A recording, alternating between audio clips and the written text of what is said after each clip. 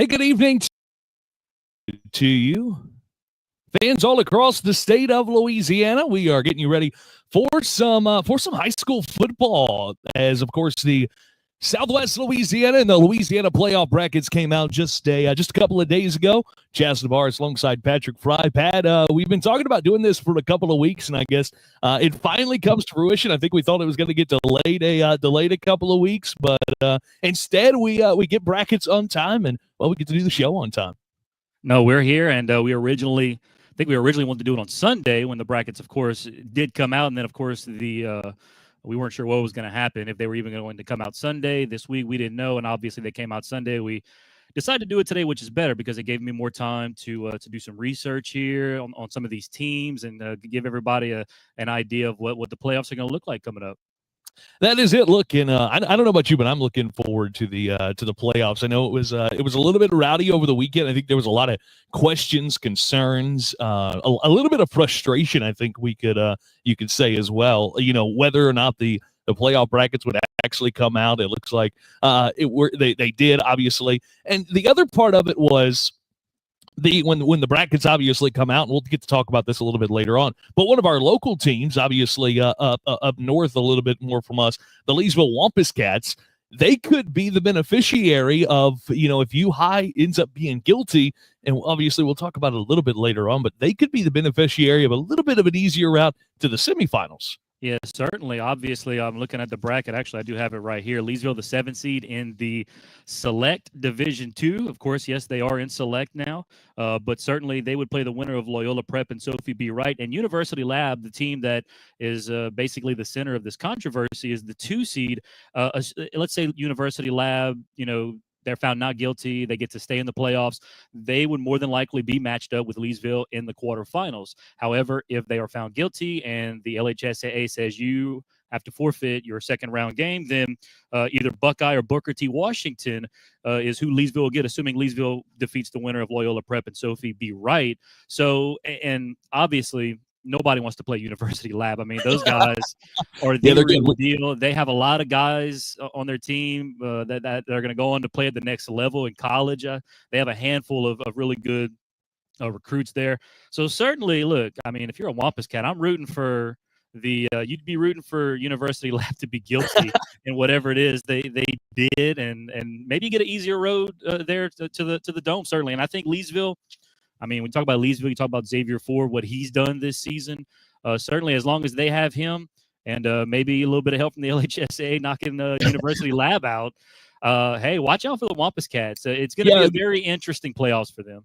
That's it. We'll talk a little bit more about that a little bit later on, including Xavier Ford as well. Thanks, everybody, for joining us this evening. I know we kind of threw this together a little bit last minute. I had asked you guys if you kind of wanted this, and it means that we don't really have that around the Southwest Louisiana area, and the response was pretty unbelievable. So if you're in the chat this evening, make sure you like the page, comment, share everything. We want to know who you are rooting for here in the here throughout the playoffs. All right, I guess the way we're going to do this is we're going to start at the top. We're going to start with Division 1 non-select, and we're going to make our way down the brackets for our Southwest Louisiana team. Ended up with the Division 4. I know we've got a lot of DeQuincy Tigers to Tiger faithful in the chat this evening. We'll get to your Tigers. Plus, we're going to have interviews with head coach Skeet Owens of the Bar Buccaneers. We've got DeQuincy head coach Tate Woodard, Hamilton Christian head coach Dexter Washington, and the list just goes on and on and on. Again, let us know who you're cheering for in the playoffs, and make sure you can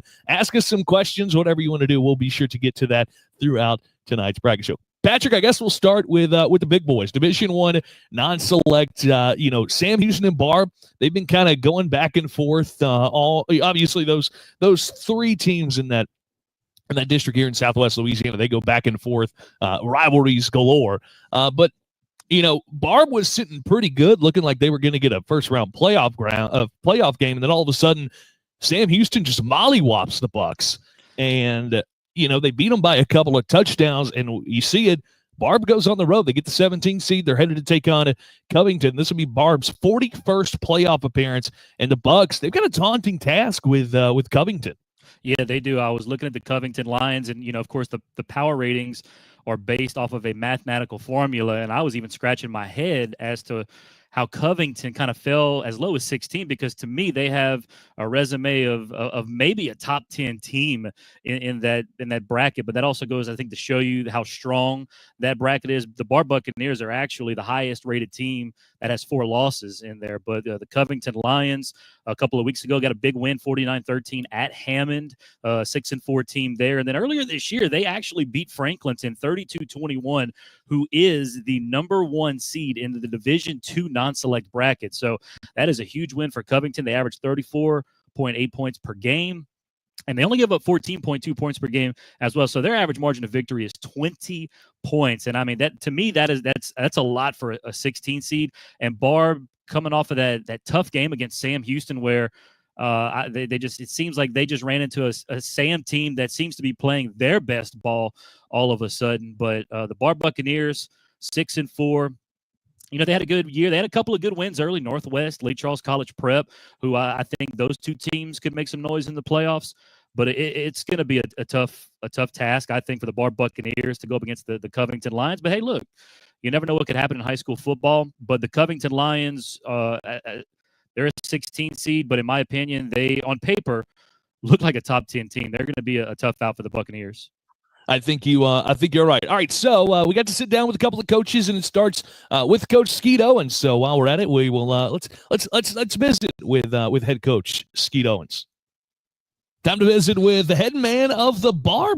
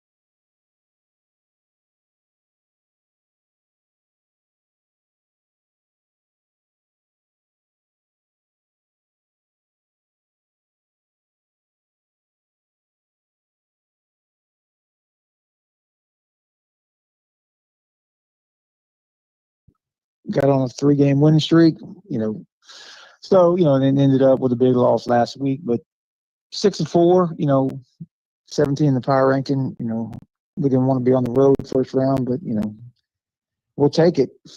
Coach, I think that first 6 games, I think you could say that makes men out of boys, huh? Yeah, it was, like I said, it was, we had several injuries we were trying to overcome, moving guys around. One guy would be out, one guy would be in, and we, so kids did a good job, just overcoming some adversity, those 6 games, dealing with a lot of injuries. And, we finally came out of it pretty much healthy at the end of the year. So, Coach, obviously, let's take it back to 2020. Felt like not playing in 2020 kind of set you guys back a couple of years. Take us through the process of the last couple of years for the program to get kind of, not playing football in 2020 to now, you've got your highest seed since then. Yeah, that 2020 year, we were completely devastated. I mean, people say things, but it came directly through our area, our 5-mile area. And, we didn't have power for 20 days, and some people didn't have it for 35, 40 days. And we finally met after like 3 weeks, 4 weeks, finally got I think we had 34 kids total.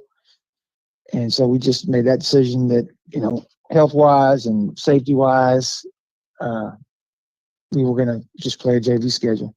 And then going from there and then rebuilding the school, getting the lights put back up, getting the gym and all that, getting the school on top of COVID.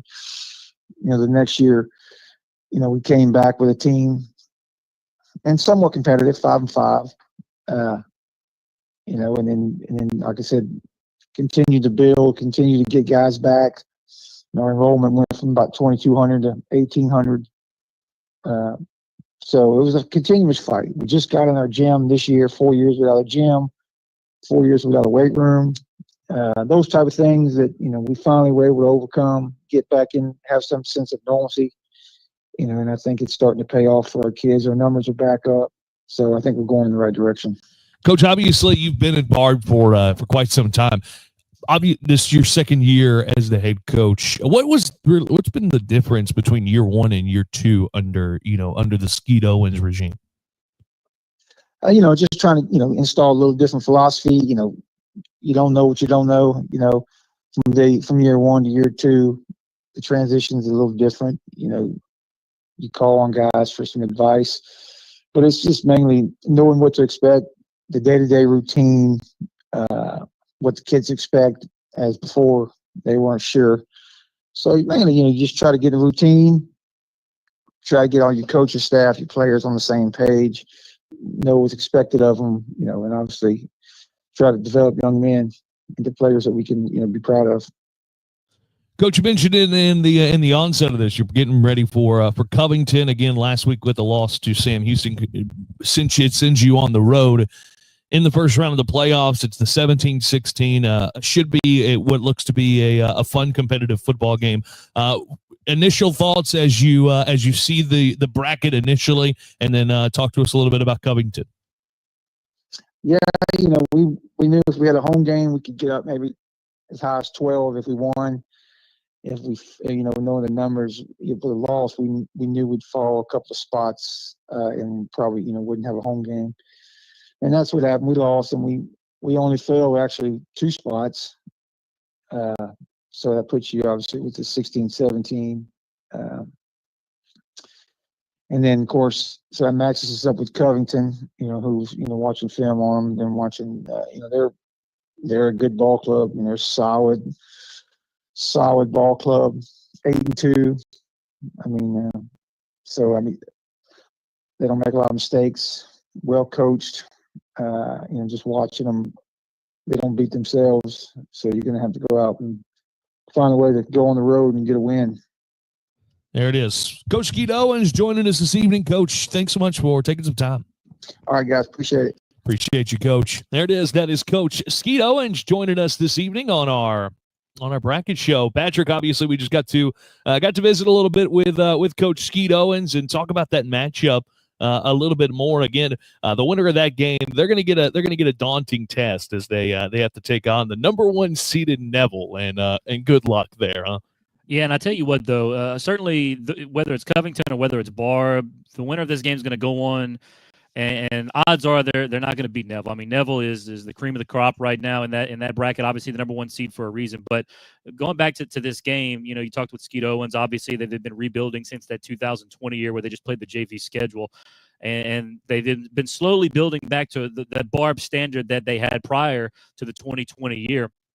And, last year they took that leap, got back to the playoffs for the first time since 19. And now the next step is to get that playoff victory. And I tell you what, if they can get a playoff victory against the Covington Lions, despite the fact that Neville's sitting there waiting for you, boy, what a win that would be for the program, for the Bar Buccaneers, if they can go on the road and get a win against a really good Covington Lions team. It's going to be tough. And like Coach Skeet Owens says, they're a team that don't beat themselves. Barb's going to have to play the full 48 minutes. They're going to have to be efficient. They may have to play the best game they played all year to win that game against Covington. But it's like you said, it's going to be a fun, competitive matchup, and I'm really looking forward to seeing who comes out on top of that. The second 5A team on that, or Division I team on that Division I non-select bracket, Sam Houston, they get the 19 seed. Kind of an up and down year for the Broncos. They were able to get off to that really hot start, and then district kind of tore them up a little bit, which I think most teams that play in that district they would get tore up a little bit. You could argue one of the best districts in the state. This is Sam Houston's 23rd playoff appearance, and they're gonna get the daunting task of going to take on another team who is a team who's kind of underperformed this year. They had a high seed in the playoffs last year, turned around this year, and now they get the 14 seed. The Zachary Broncos and Coach David Brewerton. Look, they were 6-3 overall, 3-2 in district. And the Broncos, look, they've certainly got the shot to take down. I think if there's a team, there's an offense that is able to upset the Zachary Broncos, it could certainly be Sam Houston. Yeah, certainly. I think Sam Houston, this is another game, obviously, the Zachary Broncos, a team that is certainly a winning program. And like you said, they kind of underperformed this year. But, hey, look, they're actually averaging more points per game on offense than the Sam Houston Broncos, as good as that offense is. Not by much, by 0.4 to be exact, 35.1 for the Sam Houston Broncos, 35.5 for Zachary. So this could be a shootout. There was one game Zachary actually gave up 73 points to Catholic of Baton Rouge, who is a really good team. Now, Zachary's got a couple of nice wins, 49-14 over Plaquemine. That's their only loss of the year.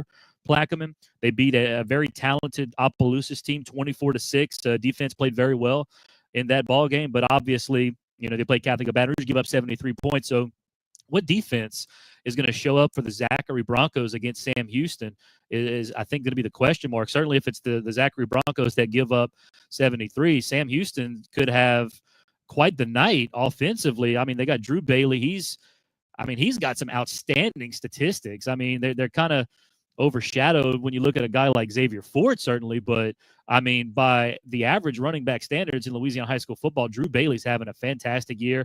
Gavin Stout, the quarterback, he's got so many receivers to throw it to. And, last week against Barb, they were just moving. They played a full 48-minute game, 21 points in the first half, 21 points in the second half, well-balanced, moved the ball at will, and defensively, too, they had a heck of a ball game. And that Barb defense is they're not the greatest defense in the world, but they are a solid defense, I think. And the fact that they played as well as they did offensively, that's a good sign for Sam Houston, because they're going to need to play that well, and maybe even then some, if they want to. If they have to outscore the Zachary Broncos. We know obviously Sam Houston's defense giving up 32 points per game on defense, so you'd like to think Zachary's going to score with them. It may come down to who has the ball last, but that's going to be, if you like fun shootouts, head on over to Zachary and watch the Battle of the Broncos, Sam Houston and Zachary. Yeah, that should be a ton of fun. Nice facilities over at Zachary. Get you something good to eat, and that should be a ton of fun. We had a chance to sit down with Coach Chad Davis of the Sam Houston Broncos. Let's take a listen into that. Sitting with Sam Houston head coach, Coach Chad Davis. Coach, thanks so much for taking a little bit of time with us this evening. Yeah, absolutely. No problem. All right, Coach, kind of an up and down season for the Broncos this year. Couldn't really find the way to hit your stride there through obviously a tough district. Talk to us a little bit about the season. We got off to a good start early on in the season. Did some really good things, non-district wise. Got into district, same thing, kind of kept things rolling. Then we caught a little bit of a hiccup week 5 through 8, where we were dealing with a few things, but we kind of got to the bottom of it and caught our stride again and finished off really well. Coach, I want to talk about this senior group. They've been through it all. There's so many of them. I know. I don't know if we can. There's probably not enough time, or in our show where you can talk about what this senior group has meant. But kind of just in the grand scheme of things, what have they meant for you guys? Man, they've meant a lot. They've kind of been the backbone and started. Came in as a freshman when I became a head coach here. So I've got to watch these kids grow up for 4 years in front of my face and kind of set the tone and the culture of the program and live that out every single day. Do you guys feel like with the tough district, obviously with Acadiana, Karen Crow, and obviously Southside now that's up and trending with Coach Jess Curtis, kind of feel like that district prepares you for what you hope to be a pretty big playoff run? Oh, absolutely. Every day playing in this district is never a day off. It doesn't matter which opponent you choose in our district. It's going to be a all-out dogfight, every Friday night. So that's why we make sure our non-district schedule is as tough as it is, so that we're ready for district, and the district gets us ready for the playoffs. So it's the Battle of the Broncos in round number 1 of the playoffs. Give us your initial thoughts on when you obviously first see the bracket, and then give us a deep look into what you're seeing from Zachary and what it'll take to get a win. Yeah, it's playoffs. Everybody's always excited when playoff season comes around, and we're very thankful to be one of the teams that get to play in the playoffs. We did draw Zachary, which very storied program in the state of Louisiana, but our kids aren't scared. Like you asked a minute ago about our district. We've played teams just as good, if not better, and we're ready to go on the road and take on this task. Final question before I let you go. What would it mean, and you guys haven't been able to get a playoff win in 5A, what would it mean for, Sam Houston and your program, the football program, to finally be able to get that win? Oh, it'd be huge. You know, that's kind of one of the things this senior group's talked about is leaving a legacy, and they know that Sam Houston hasn't won a playoff game since we moved up to 5A. You know, so that's been one of their goals, and how good would it be to win our first playoff game against Zachary? That is it. That's Coach Chad Davis from the Sam Houston Broncos. Coach, best of luck, and thanks so much for always taking care of us and taking some time with us this evening. Oh, absolutely. No, I appreciate y'all. Thank you. That is our conversation with Coach Chad Davis. Thanks so much for Coach Davis for joining us this evening. Again, the winner of that game, we talked about Barb getting Neville. The winner of this game, gonna get the winner, obviously the 3 seed in Ruston, which is another daunting task there. Look, we kind of talked about it. I kind of talked about it with Coach Chad Davis, the thought of wanting to finally get that first win in 5A and what it would really mean for the program and that senior group as well. And I kind of heard his insight on that. Yeah, kind of like we talked about the Bar Buccaneers getting a playoff win. They're trying to build back, obviously, from that 2020 year. And Sam Houston's trying to kind of get over that hump in a different way by getting that first 5A win. Haven't had a playoff victory since 2006. And it seems to me that certainly this senior class who has been through it, they've been all starters for a few years. And boy, what would it mean to just cap off their high school careers, all the things they've been through together, then to get that first ever 5A playoff win for Sam Houston High School, and certainly coming off the big win against Barb, I know they got a lot of confidence right now. They are fired up, going to play a team like Zachary, who's obviously been there, done that, and it just seems, listening to Coach Chad Davis, that this senior class, they are extremely motivated to go to Zachary and get a win, despite the fact that Ruston's waiting there and on the other end. But, boy, what a win. And the same thing goes, for Barb and Sam in those situations. What a win either one would get for their respective programs getting these victories here in the first round. I think you're exactly right. Hit the nail on the head. All right, so that wraps up Division I non-select. Again, a couple of daunting tasks for a couple of winnable games, and then if you win those games, a couple of daunting tasks for both Barb and Sam Houston. Sulphur, the Torch just missing out on the playoffs with Coach Cody Garinger at the helm. All right, now we're going to go to Division II. We'll start with non-select. The Jennings Bulldogs for the 55th time. The 55th time the Jennings Bulldogs are in the playoffs, Patrick. They get to bye, and look, this is year number 2 for Coach Brett Fuselaar and gang. I mean, look, I was able to cover Kinder when I was up in Leesville up north, and look, he was always tremendous. He was always a great coach. We'll hear Coach Justin Reed kind of talk about him a little bit later on. He just has continued what Coach Rusty Phelps, did for all of those years. And I don't know what it is about Jennings. It just feels like year in and year out, they're able to churn out a brand new running back that can just, torture defenses for years and years. Yeah, there's been a lot of great athletes that have come through Jennings. Obviously, they currently have Rajon Zeno, one of the better backs in Southwest Louisiana. Obviously, the Etienne brothers were there, so there's no shortage of talent that comes out of Jennings these days.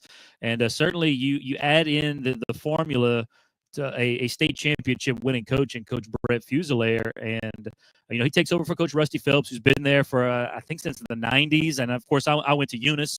So I'm a little familiar with Jennings. That is a bit of a rivalry there. They always play each other week 2 of the season, and certainly Jennings has given us fits when we were at Eunice a number of years, and certainly we've the Bobcats have had their fair share of wins too. But this year, I mean, the Jennings Bulldogs, we covered them a few weeks ago playing Notre Dame, who we talk about big name teams in the state of Louisiana. I mean, there are very few and far between that are bigger than the Notre Dame Pioneers and Coach Lewis Cook, and they went over to Jennings, and boy, that was a dogfight. The Bulldogs were in a dogfight that night. You and I were there. I think I don't know about you. That was my favorite game of the year that we've done.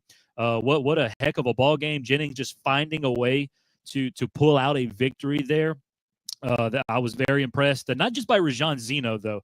Rajon Zeno is obviously the engine of that offense, but Chris Ned, Humphrey Ned. I mean, it seemed like everybody else stepped up in that ball game. When you got other guys that are stepping up, when your star, and I'm not saying he had a bad game, but he just wasn't much of a factor in that ball game. And you got all these other guys offensively and defensively, like Humphrey Ned. He did it on offense. He literally, and we talked about this, he's a huge playmaker for them too. He literally had three big plays that led to the 2 touchdowns and the field goal in that game. So you got other guys, and then Chris Ned, the quarterback. Like I said, he's a great athlete. He's a young kid. They are just absolutely rolling right now. And the Jennings Bulldogs, good luck stopping them. Although I think they are on. Jordy Taylor, our buddy Jordy Taylor, said this is the tough side of the bracket. They have to play the winner of Opelousas and Bastrop. And Opelousas, if they win that game, that is a very talented team. I mean, on paper, they may be as talented as the Jennings Bulldogs. Obviously, the defending state champions. And that's going to be must-see TV if Opelousas goes to Jennings next week. If you're in that area, go see that game. That's going to be some great football, a lot of great athletes on the field. But the Jennings Bulldogs, I think they are primed and ready for a possible run to the Superdome. I think you're exactly right. I think that second round game is the key game. They're able to get past that second round game at Opelousas. Obviously, the defending state champ, whether the LHSAA wants to say they are or not, that's a topic for a different discussion. I say if you win the darn state championship in your year, you hoist the trophy. You win it. If they take it away from you, I mean, who cares? The other team doesn't get to celebrate like you do. So I say you're the champ. So yeah, I think you're right. In the Jennings Bulldogs, I think that is that's a critical game for them if it ends up being Opelousas, and that will be one hell of a football game. You mentioned that was your favorite game of the year, favorite moment of the year.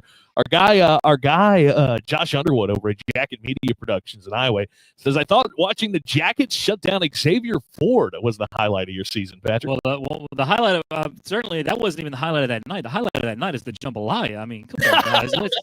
Let's be real here. I mean, that game got out of hand at one point. I was just sitting there enjoying the jambalaya, the Iowa Yellow Jackets. You gave your order live on the radio. Yeah, I did. I said, give me as much jambalaya as you're allowed to give me. And I meant that. And certainly the jambalaya there is absolutely fantastic. And that game did get out of hand to where I was just, like I said, I was sitting back enjoying the jambalaya.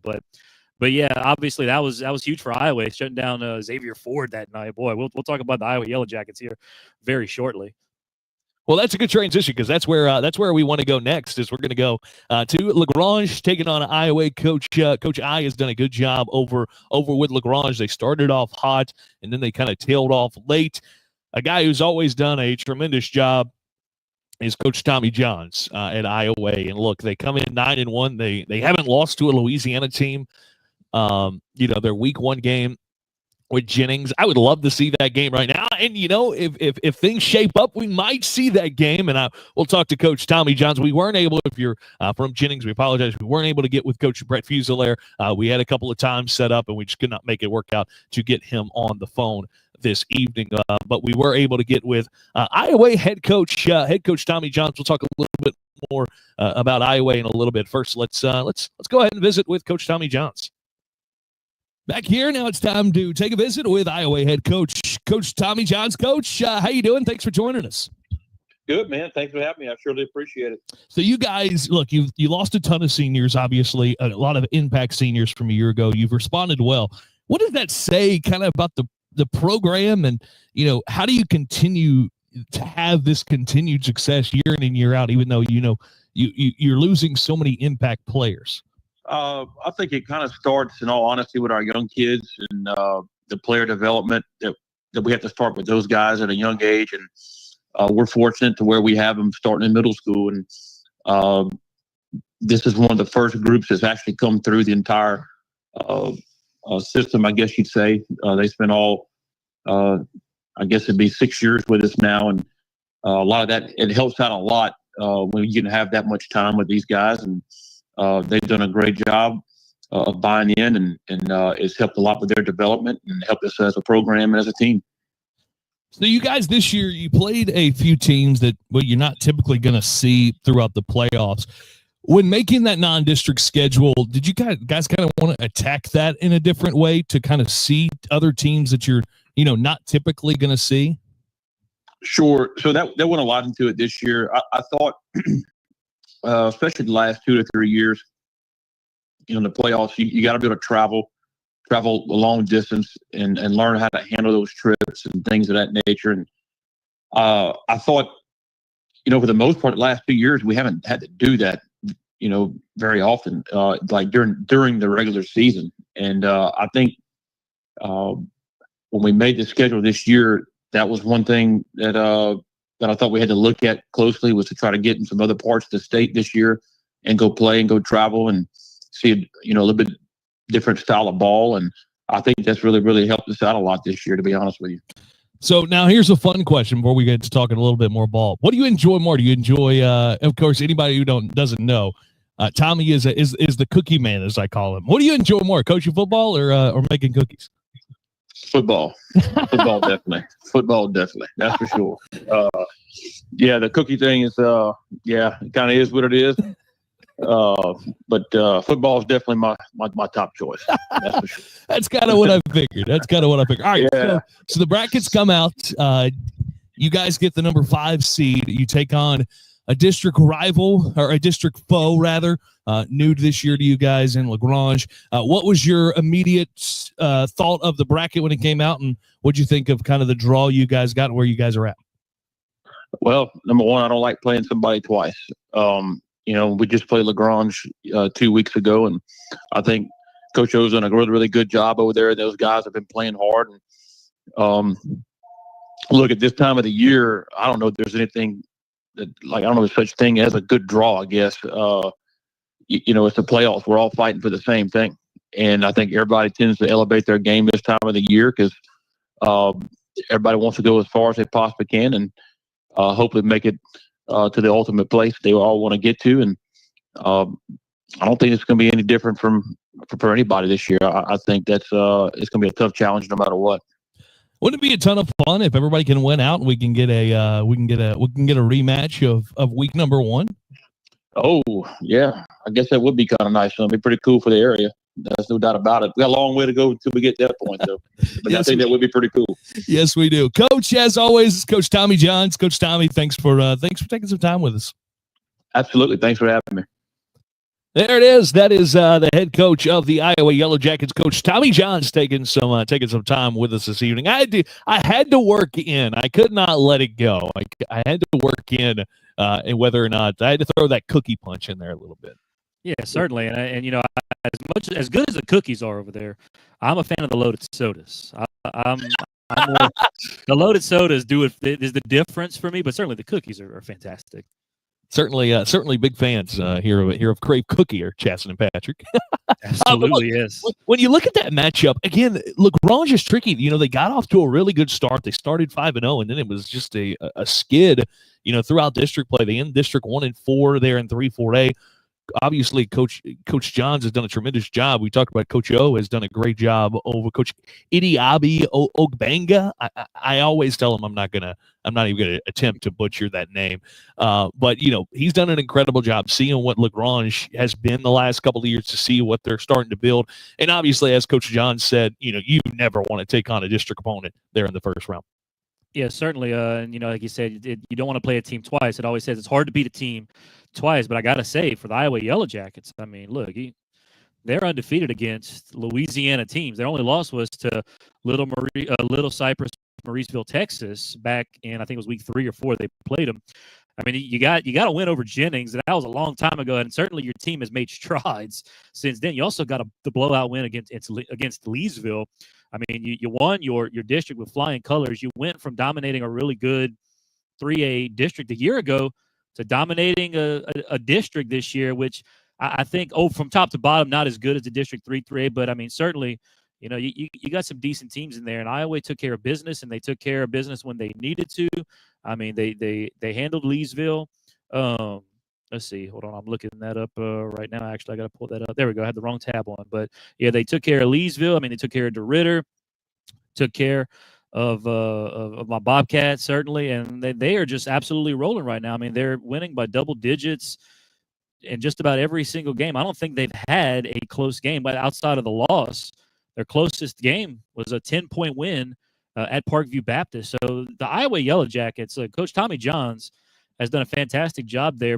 He doesn't rebuild, he reloads in Iowa. It doesn't matter.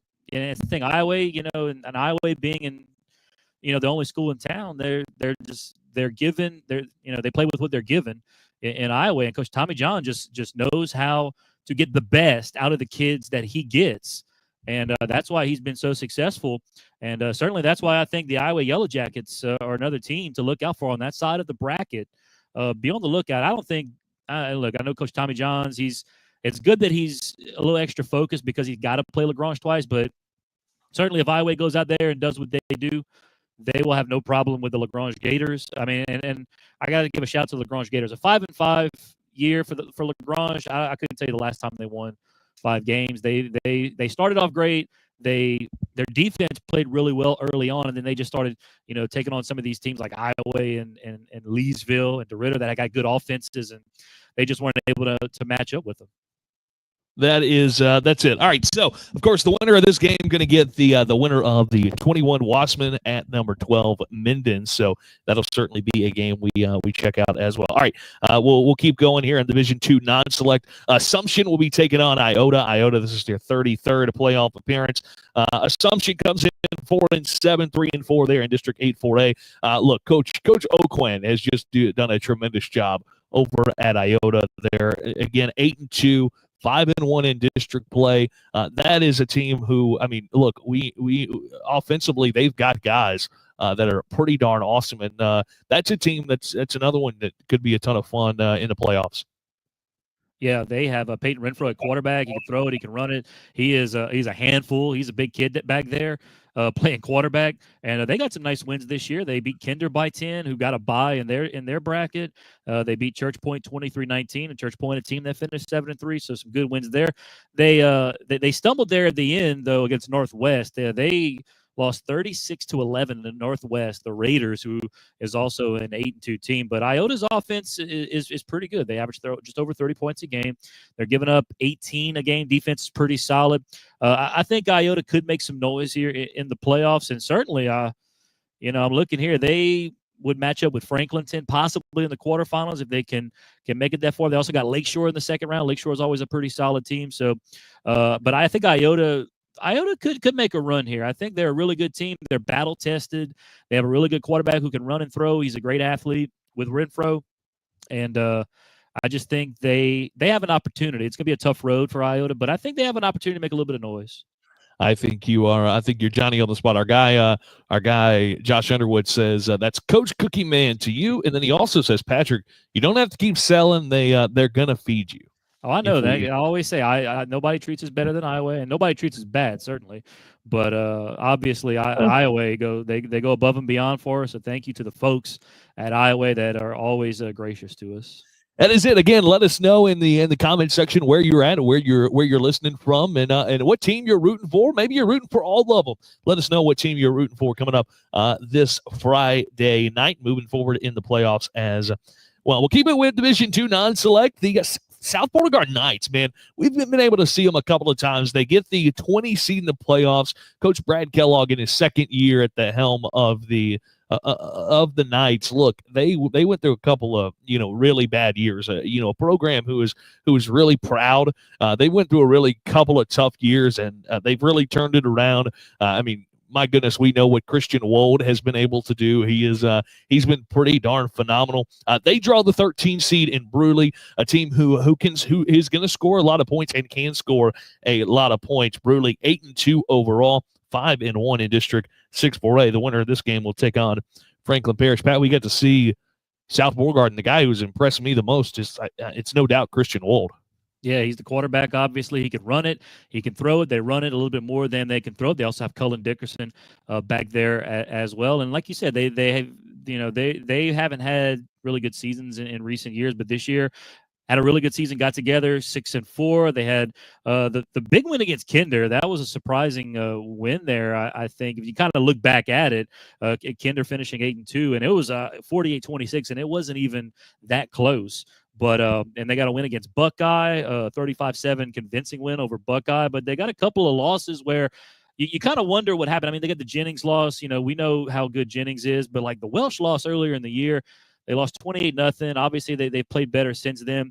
And then the 46-13 loss to LCCP last week. LCCP, those playing some really good ball as of late with their tough schedule. They're battle-tested and playing good ball right now. They are scoring 26.4 points per game are the Golden Knights, but they're giving up 25. So their only average margin of victory is by like 1 point. So, South Beauregard, they're taking on a Bruley team that is they're scoring 33 points a game. So that defense is going to have to come to play.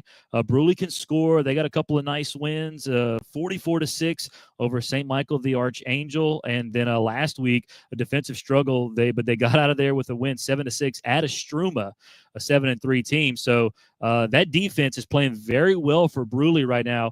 And the Golden Knights, they're going to have to, they're going to have to play better on offense. A couple of times we saw them, they just weren't the offensive team we thought they were going to be, and certainly they've had kind of up and down games down the stretch offensively. But they're gonna need to get it together if they want to keep up with Bruley. Like I said, averaging 33 points a game.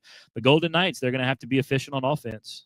I think you are exactly right. That's a daunting task as you see South Beauregard get the Bruley matchup. We got to visit with Coach Brad Kellogg of the South Beauregard Knights to talk about that daunting matchup. Let's hear what Coach Kellogg had to say.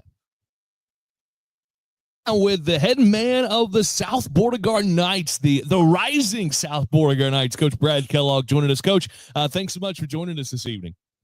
Yes, sir. Pleasure. All right, Coach, talk to us. You guys have had a tremendous season. After a couple of down years, this is year 2 for you. Talk about kind of the rebuilding process that has turned into a spectacular season for you guys.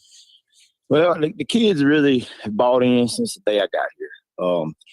Got a lot of excitement about football again. A lot of the kids that weren't playing football, that were just playing basketball or just playing baseball, have come out, which has increased our numbers by probably over 20 players. So anytime you do that, obviously that helps you increase numbers. And kids have really bought in what we're doing. Kind of takes a little while to establish a new culture. And the kids are buying into it. The offense we're running, the defense we're running. We really haven't changed anything, and it's kind of getting being what we do. It's what we do. So the kids are really bought into it and enjoy playing. Coach, you guys have had to kind of battle adversity a little bit with, a couple of banged up players, a couple of banged up key players. What has been the message throughout just to try and keep the focus? Well, man, 24 years I've been doing this, and I have never had injuries. We've lost 8 starters. 5 of them for the year, and that's my starters, seniors. But like I tell the kids, we don't make excuses. They show up and come to work, and we've really been playing above our heads, and we don't make excuses. I tell them nobody's gonna feel sorry for us at the end of the day, and they really bought into that. So it truly has been the next man up, even though the next man's getting thinner and thinner. The kids have played hard. Our district's very tough, and losing all those kids, key players, key positions. And, just next man getting up and playing hard and keep us in a chance to be where we're at right now, to be in the playoffs and have a chance to win a playoff game. Coach, talk to me a little bit about, your quarterback, Christian Wold. He can truly do it all. I mean, he's got 1,000 yards on the ground, over 1,100 yards through the air. Just talk to me about, his senior leadership, and talk to us about Christian Wold a little bit. Christian is he's the kid you want to coach. I mean, he shows up to work every day. He doesn't complain. He just does the right thing. And man, he works hard on his own. He works hard when he's out here. He wants the ball in his hands. He's a special kid that, I'm so happy for him, because he was kind of bounced around. We didn't move him to quarterback until full time to the Jamboree. And he is just taking, and he's been a leader. He's a positive leader through all this adversity, losing his receivers, losing his starting running back for the year. He's just kind of, instead of just being the same, he's picked it up and carried the torch for us for the whole year. I mean, he's really been our MVP for sure. After the last couple of years, obviously South Beauregard, in any sport, they're going to come out and support you. How's the community been, through a pretty magnificent season for you guys?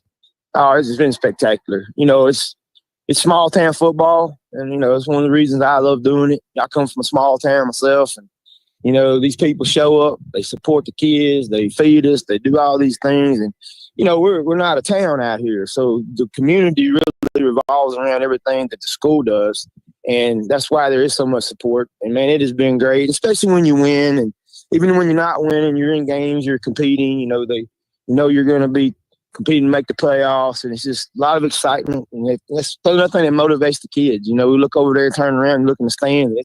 It's standing room only every home game. It's been a great year. Been great for the kids. Coach, let's talk about the playoffs. Obviously, you play 10 weeks, you practice all through the summer, you play throughout the year, all to come to the playoffs. And, this year you guys, you get the 20 seed and you travel to take on Bruley in the first round. Initial thoughts on the bracket and when you saw the matchup with you guys and Bruley? Well, honestly, they're a very good team. But I think it's a good draw for us. I think, what they do and what we do, it's a good matchup. They remind me a lot of, like college prep kind of. They're very athletic, but they play a little different style of football over there in that Baton Rouge area. And I'm not saying we're more physical or anything. It's just we do a little different. Just a little more. They're a little more wide open over there. We're more a little pounding ground. So I like our matchup. It's gonna be a challenge. They got some kids that can run. We are what we are. We know we're not the fastest team in the world, but our kids tend to be in the right spots. But I think if we can keep them and contain them and wrap up and tackle, I think we'll have a chance to move on to the second round. That is head coach Brad Kellogg of the South Beauregard Knights. Thanks, Coach Kellogg, for taking some time. He was always pretty gracious with us whenever we were heading down to Longville to do a game. Unfortunately, I don't know if he's going to ask us back, being that they lost both of the games we did. I don't count the Jennings game because Jennings just beat the hell out of everybody. But I will count the Westlake game, which they were in that right until the very end, and then the kind of the turnover. They got a little turnover happy there at the end. Yeah, certainly that 41-20 final score is not really indicative as to how close that game was for about three quarters, and a couple of late fumbles really is what helped Westlake pull away. So certainly that's one thing too. If they protect the football and do their jobs, I think South Beauregard has obviously a shot here to knock off the Bruley Panthers. If they can beat the Bruley Panthers, they got Franklin Parish waiting for them, one of the four teams that has a bye. So it would be nice to see South Beau, with the great year that they've had, get that playoff victory. It's one of those things you got to go on the road, obviously, to Bruley. And, of course, we thought about, that was one of our options for our Southwest Louisiana game of the weekend. And as you mentioned, they're 0-2 when we go. So I think the Golden Knight fans are probably okay with us not going. But certainly when I told Coach Kellogg that we might go, I could already hear the groan in his voice, thinking, "Oh boy, well, I better get the boys ready for the offseason." Yeah, certainly. But the good news, Golden Knight fans, we're not coming to you guys now. Maybe, hey, look, you beat Bruley and you win some games. Hey, watch out.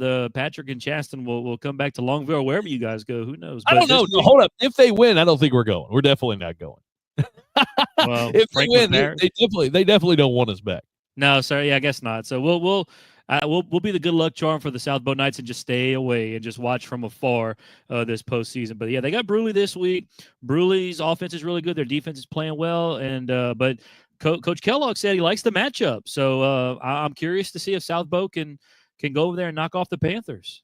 The interesting thing he said there was they reminded him a lot about LCCP. Well, that game was not that close. I want to send a couple of shout-outs. Our guy, Matt Bonnet, the SID, the GOAT SID over at McNeese is listening this evening. He's tuned in. Says, go Lagrange Gators. Him and Mike Swallow, big Gator guys. And I want to send a shout-out to my guy, Mason Bourgeois. Mason, a Dunham guy, and he's tuned in, says that they're on a bye week. Who does he want to cheer for this week? Well, they're on a bye week, so he's going to cheer for his Dunham Tigers. So go Mason. He gets to watch one of the best athletes, not only in the entire state, but in the entire country in Elijah Haven each and every day. All right, we'll keep it going. We've got the DeRidder Dragons taking on Northwest. I got to see DeRidder, in week 3 as they took on the Westlake Rams in a phenomenal football game. Look like they've got the keys to be successful. It was a 5-5 season for Coach Parmley, 3-2 there in district.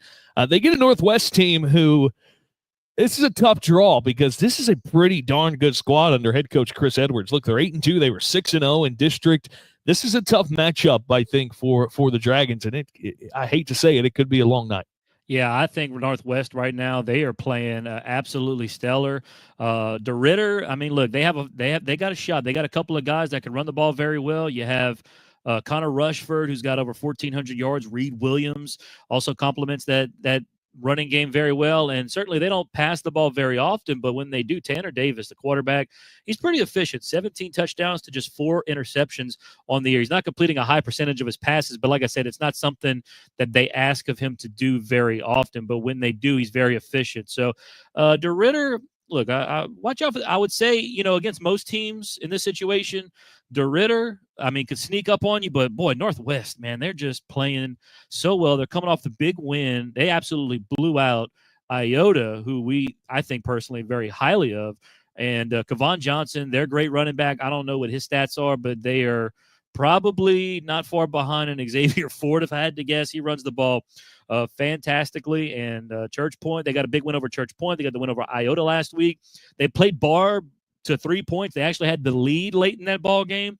They did play Jennings this year, lost by 3 touchdowns. But once again, you talked about Jennings beats everybody. So their Northwest is scoring 37 points a game. They're only giving up 13. So, look, they're playing as good as anybody right now. And like I said, most of any other matchup, I'd say DeRitter could sneak up on you, but I don't foresee a lot of people sneaking up on the Raiders of Northwest. I happen to agree with you there. The winner of that game, of course, going to get the winner of 26 Grant and number 6 Plaquemine. So likely Plaquemine in that matchup. All right, now we're going to go to the select side of Division II, and it will be the Leesville Wampus Cats. That's who we'll start with. The Wampus Cats get the bye as they get the number 7 seed. Of course, if you're unaware why they're playing in select, well, it's because they are now considered, and this is up for debate because a lot of folks in our chat may want to debate about it. It is they are open enrollment for whatever that means nowadays. So Vernon Parish is in. They're in the select side, and again, we talked about this, a team that has the opportunity to potentially take advantage of what could happen with U High. We'll talk about that in a little bit as well. Everything starts and stops for Xavier Ford with Xavier Ford for the Wampus Cats. He is now just an absolutely tremendous season. He's rushed for 2,700 yards and 42 touchdowns. Let me say that again. 2,700 yards and 42 touchdowns. He's averaging 270 yards a game. That is one of the most ridiculous things and absurd things you'll ever hear on that you'll hear all night on this show, because it's absurd. And we'll talk to Coach Causey in a minute about just how they're able to keep this running back chain going. Look, Leesville's they've got it started with Cecil Collins, now it was Michael Ford, the Galashaw brothers. They have churned out running back after running back. 2,700 yards, 42 touchdowns. He is the all-time leading rusher and the all-time touchdown leader, passing Cecil Collins this year. And just, I don't know, we could talk for, 30, 45 minutes just about Xavier Ford. Oh, yeah, absolutely. Xavier Ford, I'm looking at his stats right now. 8 of the 10 games he's played, he's had 250 rushing yards or more in 8 of 10 games. The 2 games he wasn't even able to get 200. He wasn't even able to get 100 yards in these 2 games. But the Iowa game, of course, we were there. And then against Manny, which he had 3 touchdowns in that game. So the yards necessarily didn't matter. He had 3 touchdowns. And then, you look kind of beyond Xavier Ford. Obviously, Xavier Ford is as great as he is. This team's going to go as far as he, I guess, allows them, or as good as he runs. And I think he's built too for the long haul of a deep playoff run. He's a big kid. He's hard to take down. He's had so many carries this year, but I think he's built for that. And then you look at a guy like Trell Broom, who's had 21 passing touchdowns, by the way, on top of Xavier Ford's 42 touchdowns. So, if Xavier Ford, you think you have Xavier Ford, Trell Broom might hit you with a touchdown pass to some of his guys. He's got Julius Brown. He's got Mike Davis Jr., a couple of good receivers. And also Xavier Ford catches passes out of the backfield from time to time. So this offense, as good as Xavier Ford is, he has a couple of guys around him that can complement this offense very well. And look, with the situation with University Lab, obviously Leesville, they'll have to play Loyola Prep or Sophie B. Wright. But if University Lab gets found guilty of the illegal player and all that stuff, and they got a forfeit, and Leesville plays Buckeye or Booker T. Washington, watch out. The Wampus Cats, in the blink of an eye, could be 1 game away from the Superdome, where they would possibly take on E.D. White, maybe Vanderbilt Catholic, who knows. But I think the Leesville Wampus Cats, if Xavier Ford keeps running like he's running, and this offense keeps playing like they're playing, this offense is really good, and I think this offense can take them very, very far in these playoffs. I think you are. I think you hit the nail on the head right there. All right, so for anybody, if you don't know, I was in Leesville for a while. We did a game of the week where we covered Pickering, Rose Pine, and Leesville, and I was fortunate enough to get to visit with Robbie Causey each and every week. And I've told Patrick, 100 times since, moving here that listening to Robbie Causey is incredible. He's a walking soundbite. He's one of my favorite interviews. He'll probably be, he's one of our longest interviews tonight. And there was probably things I could cut out, but just listening to the guy talk is just, it's just incredible. And he's actually good. We were 0-2 when we did Leesville. So no, don't worry, Leesville fans. We will not be going to do Leesville because, well, they get upset when we go. So, well, not upset, but nevertheless, they're 1-2. They're 0-2 this year. So, and Coach Causey is going to talk about that here in a bit. So let's sit down with here's our visit with the head coach of the Leesville Wampus Cats, Coach Robbie Causey. Is with the head man of the Leesville Wampus Cats, the legend himself, my old good buddy, Coach Robbie Causey. Coach, how you doing? I'm doing fine. I wouldn't say that I'm a legend, though. Maybe infamous, but I wouldn't go that far. Look, this guy, if you've never heard Coach Robbie Causey speak, get ready. This guy's a walking soundbite. Always has been one of my favorite interviews. So yeah, good time to catch up right before, of course, the playoffs get underway. Coach, I want to start with, last year, or coming into the year, you guys obviously lost a ton of key contributors, seniors. How have you guys been able to kind of keep the train rolling with a bunch of youngsters, basically? Well, next man up philosophy of since day one when I got here in 2016, it's, your opponents don't really care about your problems. So you better, the mentality is next man up. You got a game to play. Just like in life is that, there's going to be things that come up, obstacles that you have to overcome, and it's just part of it. And you just get your best kids you can on the field, teach them fundamentals, and let them go play ball. Coach, 8-2 on the year. I want to talk about the season, your lone blemishes of the season coming to, Sam Houston, a 5A opponent in Sam Houston, and obviously a district opponent. Yeah, but I think I might be your jinx. I did both of those games. Coach, 8-2 on the year. Let's kind of talk about the season a little bit. Well, I mean, it's no sense, and you hate to say it. I blamed you for it, for both of them. So just own it. I knew it. You play good people, those things happen. And, I tip my cap to the staff and kids at Sam Houston, Iowa. They were the better teams on those nights. And, I think you have to have referred to as a winner mentality is that, things are not always going to go your way in life. And so it's how you respond when they don't is what determines if you're a winner or not. And, you got to get yourself up off the mat, look at what you've got to do to correct the problems, mistakes that you have. You always got to look at the man in the mirror and be honest about the product on the field. And so we've addressed it each time after those losses and just try to teach our kids to compete the following week and just try to get better. Coach, there's no introduction that needs to be made about, all states, all district, all world running back Xavier Ford. You get to talk to him and see him every single day. Obviously everybody can see the records that he's broken. Anytime that you can be in the same sentence as, a guy like Cecil Collins, you're doing something right. Talk to us. Obviously about the athlete, but just the person as well that you see every day in Xavier Ford.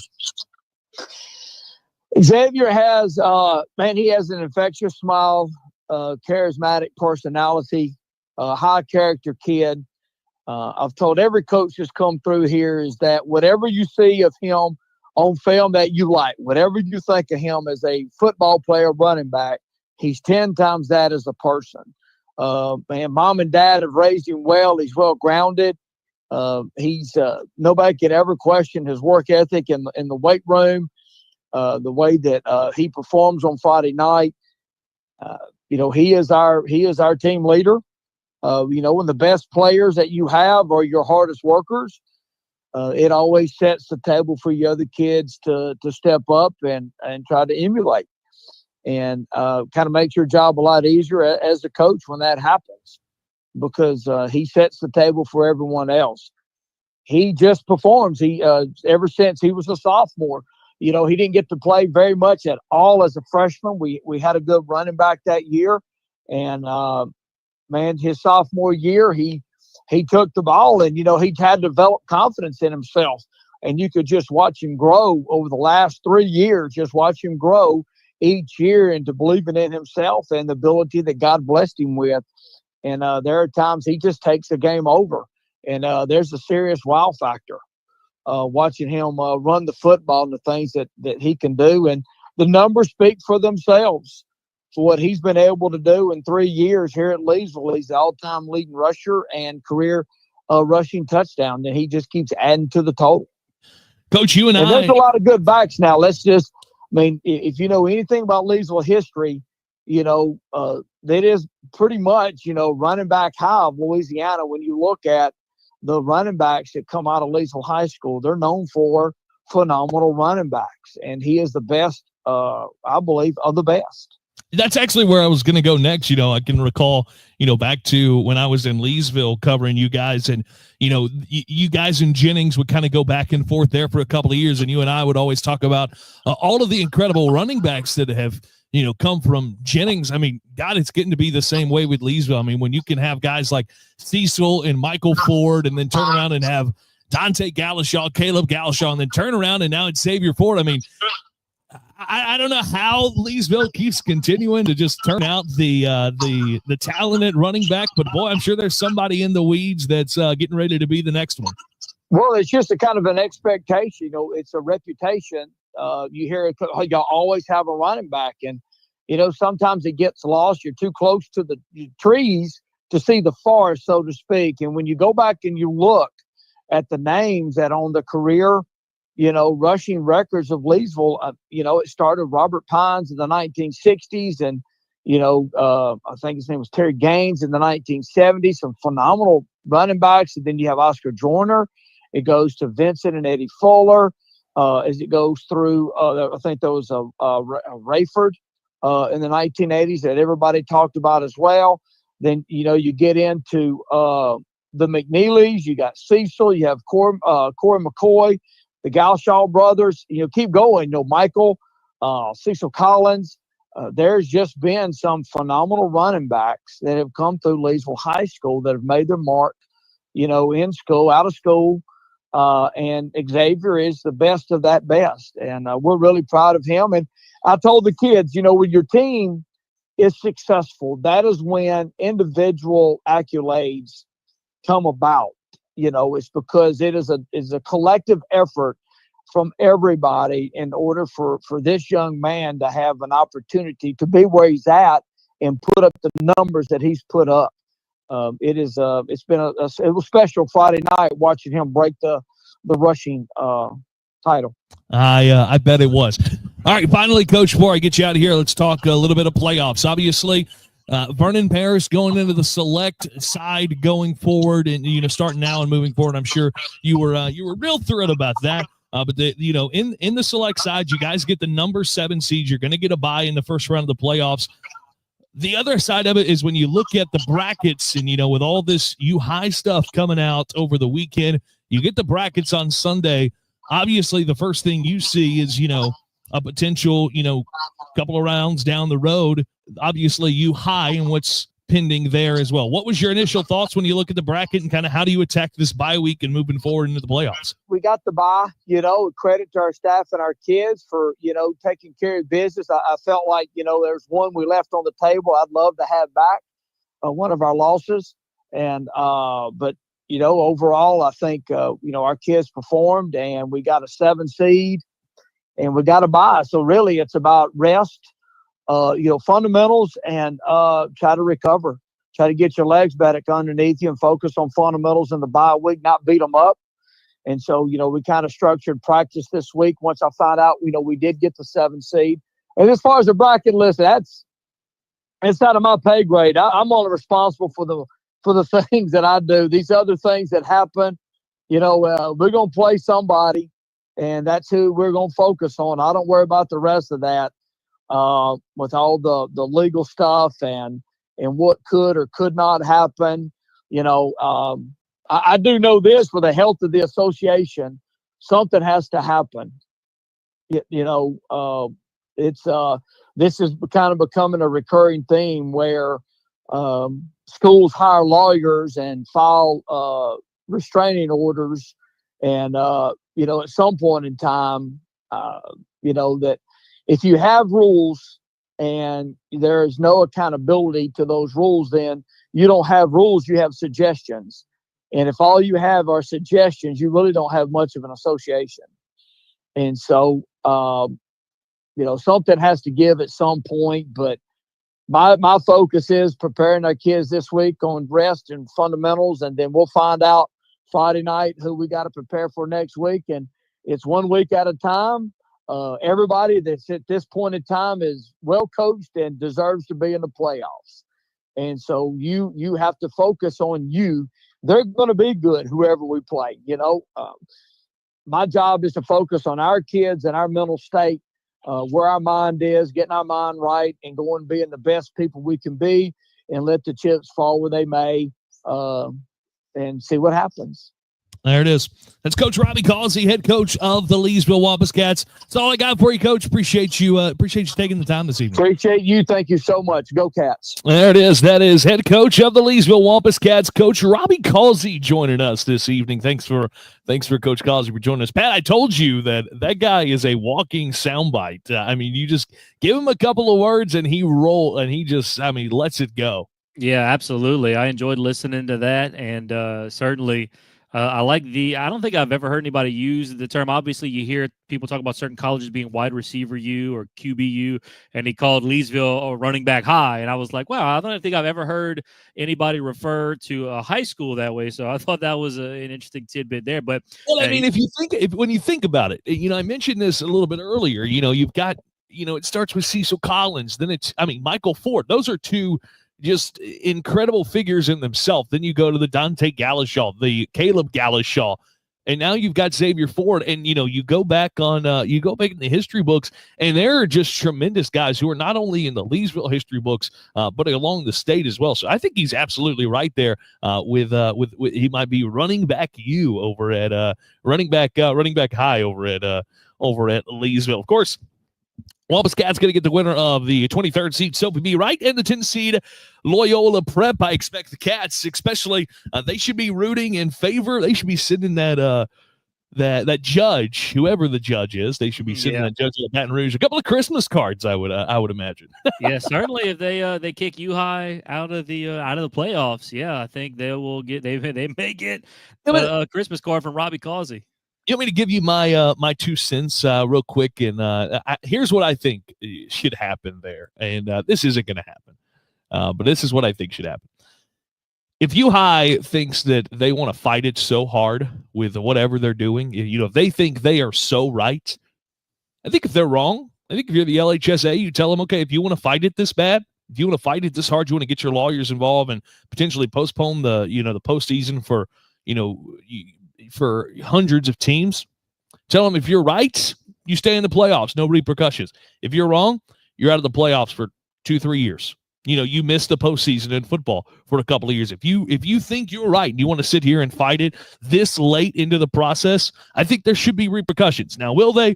Probably not. Obviously, though, if they're said to be guilty, they'll kick them out of the playoffs for this year.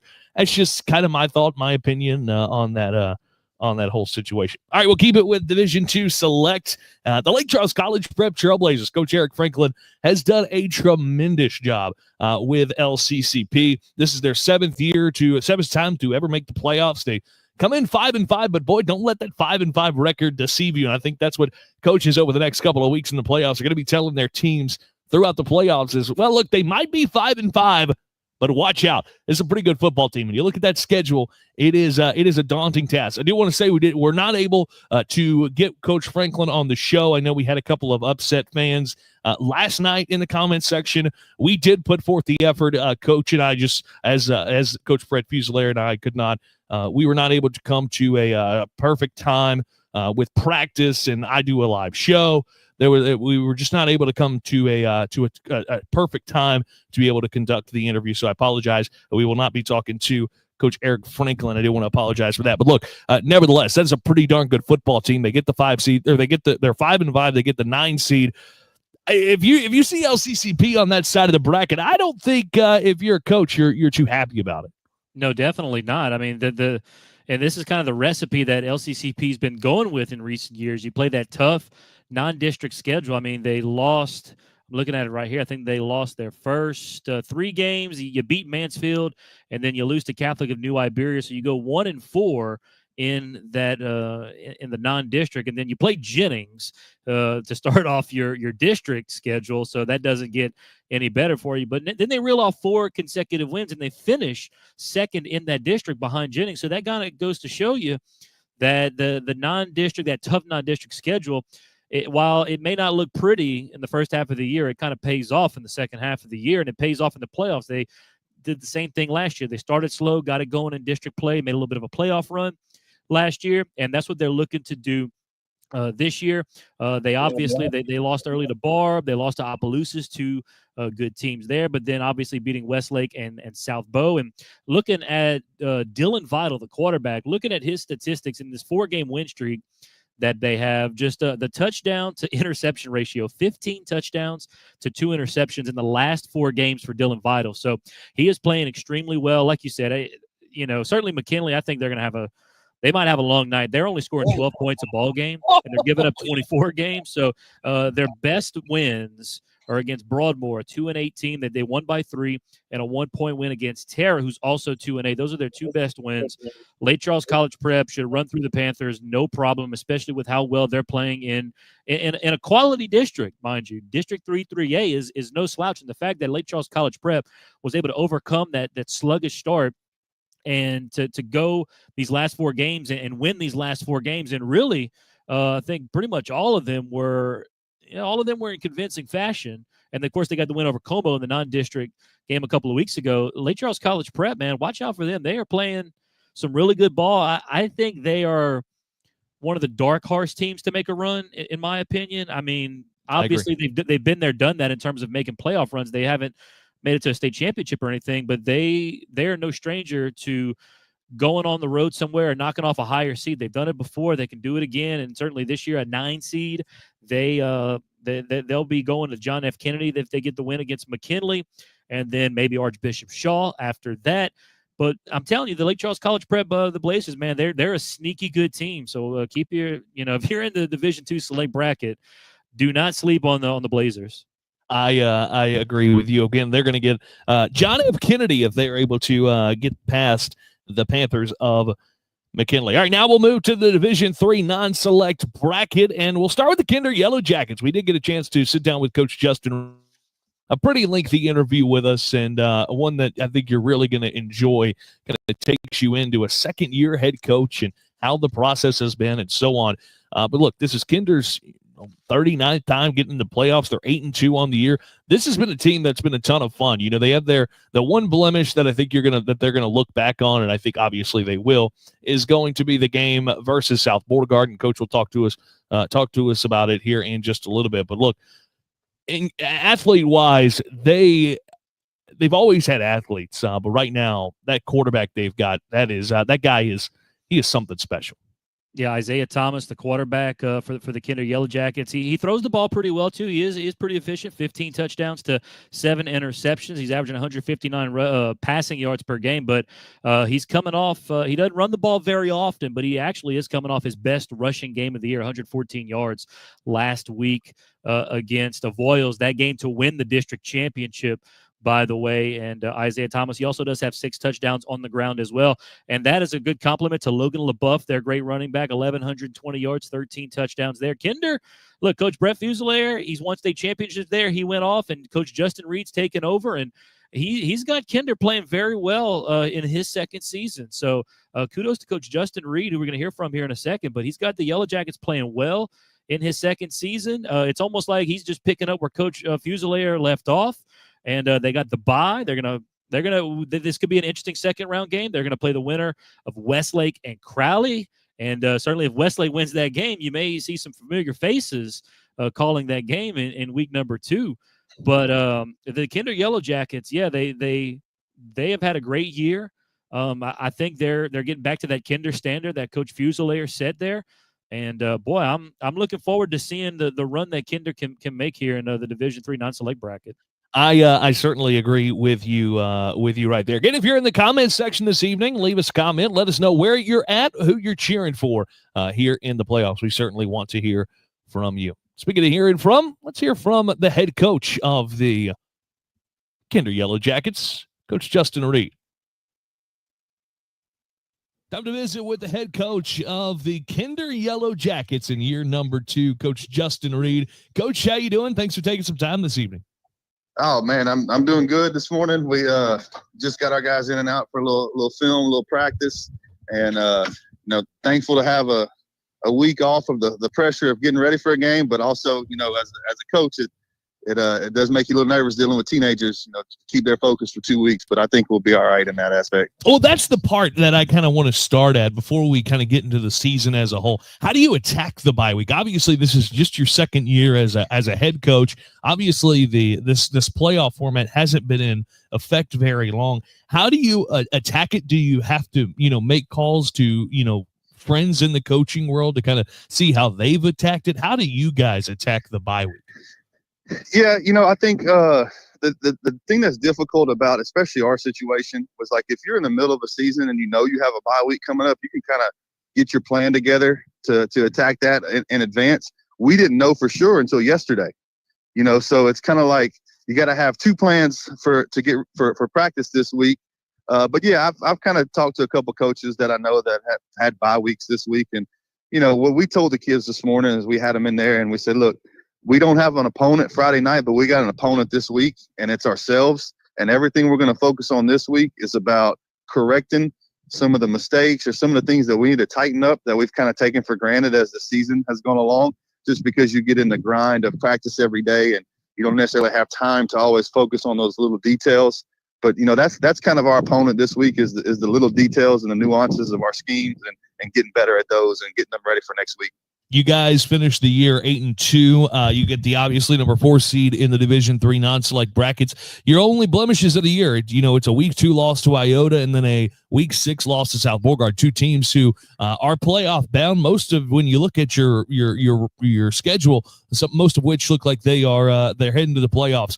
Talk about your season as a whole, 8-2, and getting the bye in the first round. Yeah, so the year started off a little strange. They had all that rain week 1, and we actually moved our Thursday night game against Welsh to Saturday morning. So that was kind of a different deal for us. But yeah, we played really good that week, and then played a tough Iota team week 2 and gave up 2 special teams touchdowns, which ended up being the difference in that game.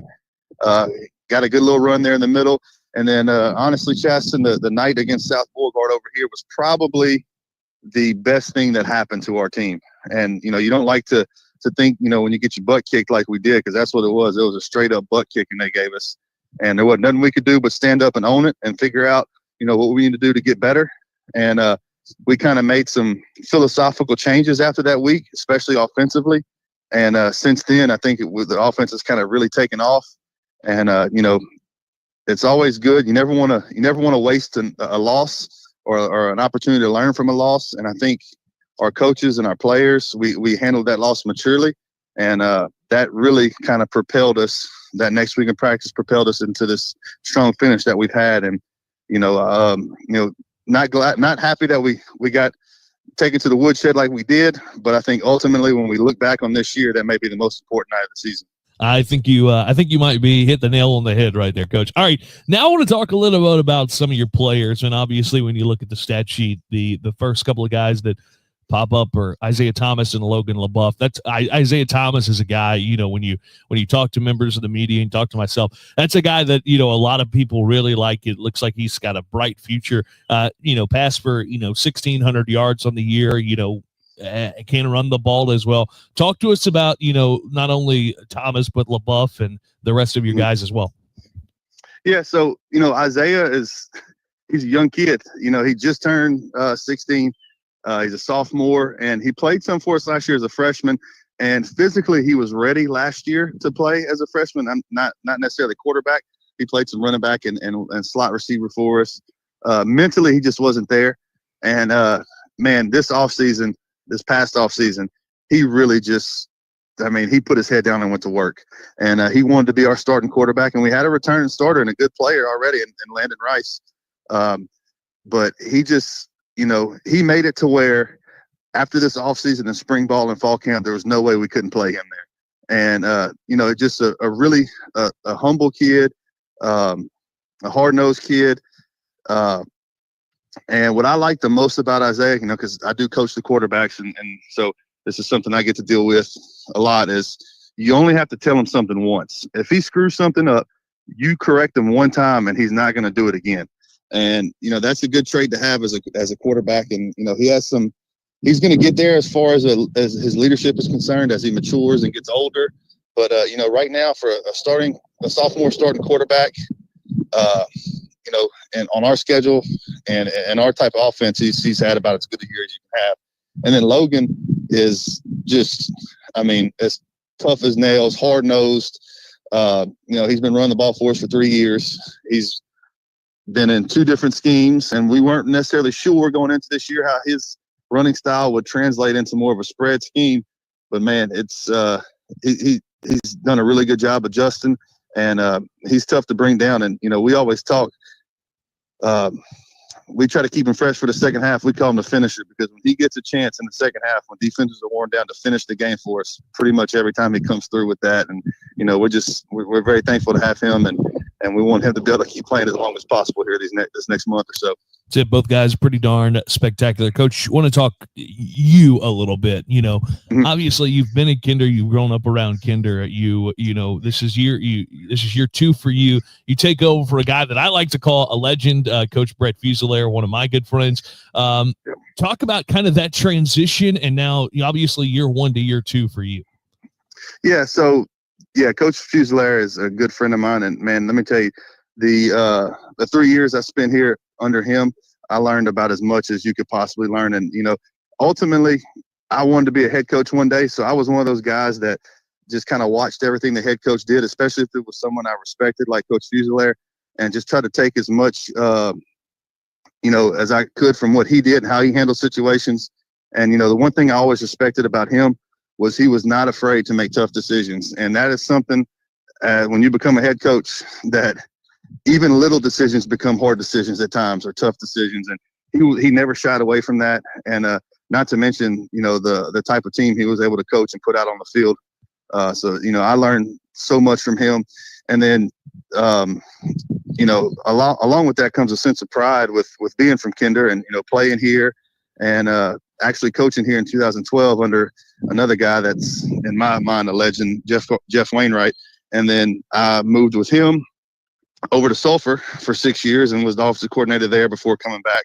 So, really, I've been extremely blessed, because I've either played for or coached under Jeff Wainwright and Brett Fusilier. And when it comes to how to run a program and decisions and day-to-day process of being a head coach and how to get your team ready in the off season and how to get your team ready in season after big wins or big losses, like, I've never had the opportunity to see it done the wrong way. I've always seen it done the right way, being under those 2 guys, and I couldn't be more thankful to have worked and played under them. I think you said it best. All right, let's talk about the playoffs. Obviously, you guys are going to get the bye. We talked about how to navigate that bye a little bit ago. Now you get to go, and I'm sure you're going to make the trip down to Westlake to watch Westlake and Crowley. I am going to go out on a limb here. I know anything can happen in the playoffs. I'm going to go out on the limb and say the Westlake Rams get the win, and it sets up a matchup between the Yellow Jackets and the Rams. Obviously, what was your initial thoughts whenever you saw the brackets? Yeah, excited. I think it's, again, it kind of speaks to the body of work that we've put in from last January to be able to earn a bye week and to be able to give yourself a little bit of a breather from the pressure of getting ready each week and the pressure of preparing for an opponent each week. But yeah, listen, both of those teams, I'm good friends with both of their coaches. Coach Richardson does a really good job. He always has, wherever he's been. And then, Coach Eric Cooley over at Crowley, kind of been out of coaching the past couple of years, but he was the defensive coordinator at Church Point, 5 6 years ago, when those dudes were going, a whole season giving up 20 points and making it to the semifinals and he's a really, really good coach, and they're going to have athletes. So, I'm expecting a pretty good game. And we're not even really focused on who wins that game at the moment. We're just, like I said, focused on us, and use this week to get better at what we do. But definitely myself, our staff, and most of us will be down in Westlake Friday night. That is it. That is Coach Justin Reed for the Kinder Yellow Jackets. Coach, as always, thanks for taking some time this evening. Yeah, Chaston, thank you, man. Appreciate it. There it is. That is Coach Justin Reed joining us this evening. Of course, thanks to Coach Reed. I'm telling you, I loved the answer. When asking him about Coach Fusilier, and it completely lost my mind that that he played and got to coach with Jeff Wainwright as well. Those aren't two bad options to coach under or play under. Coach Jeff Wainwright, obviously, he's currently at Grand Lake. He's already brought Grand Lake to a state championship game, and he did great at Sulphur. And, of course, now he's back. He's from Grand Lake, so he's doing a great job coaching his Grand Lake Hornets there. And, Justin Reed, he spent time with Coach Wainwright at Sulphur. He spent time with Coach Fusilier, obviously, at Kinder. And whenever you are able to spend time around coaches that have been successful, like those two coaches, and, he said his years in Kinder, he learned about as much as he possibly could from Coach Brett Fusilier.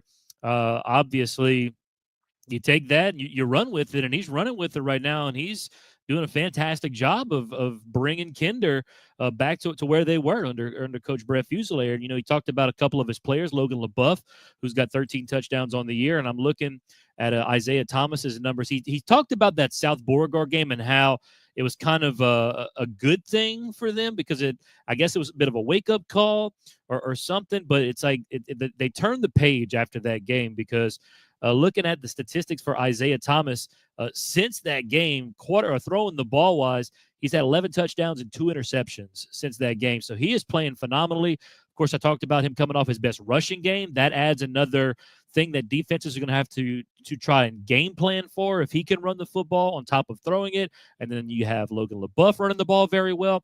I mean, this Kinder team is playing really good ball right now, coming off the district championship win where I believe they had to come back and beat Avoyles. Avoyles was leading that game late, and Kinder really just, getting it done, getting the district championship, getting that bye week, obviously is nice too. So you get to rest up and, any nagging injuries, which at this time of the year is probably more common than coaches would like it to be. But certainly that bye week's going to help. And, boy, the Kinder Yellow Jackets, whether it's Westlake or Crowley, you even said during the interview, let's say it's Westlake. But certainly that'll be an interesting matchup next week. And the Kinder Yellow Jackets, they'll have a tough one possibly against Union Parish, the Farmers from up north there. That'll be a tough quarterfinal matchup. But Kinder, man, they're playing good right now. And I'm very curious to see what kind of run they make if they match up with Union Parish. Can they knock off the Farmers and keep it going? That I'm very curious to see how the Kinder Yellow Jackets fare in this bracket. That is it. And if you look on the other side of the bracket, as we got it pulled up here on the screen, of course, on the other side, Westlake in Crowley is is who Kinder will get in that matchup. The Crowley Gents head coach Eric Cooley, 5-5 overall. They're 3-3 in District 4 3A for Coach John Richardson and his Westlake Rams. Another hot start, and then they kind of took a little bit of a step back as they got really into some good competition in that district. They're 6-4. They are 5-1 in that district, and or 4-2 rather in that district as they played they played pretty darn well in throughout the year. Obviously, we know about the athletes.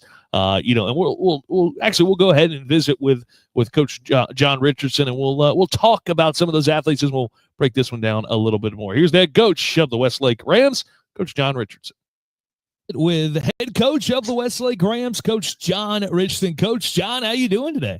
Good, man. How are you? I'm doing well. Getting ready for some playoff football. I don't know about you, but we wait all year, and I thought it was going to get delayed a little bit. Looks like we're actually going to get to play on time.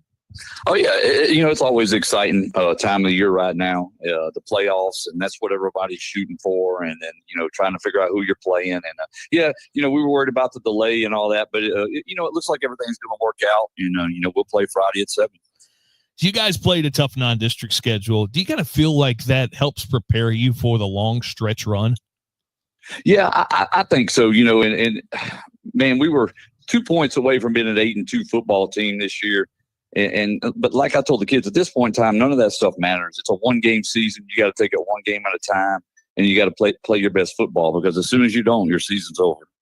So you guys have so many playmakers on the offensive side of the ball, whether it's Ryan Allen, Braylon, Garrick, Rito. I mean, we saw what Brody Anderson could do with his legs throughout the year. How do you successfully manage getting so many different guys to football, and capitalizing on so many different skill sets throughout the game, and not only through the game, throughout the season?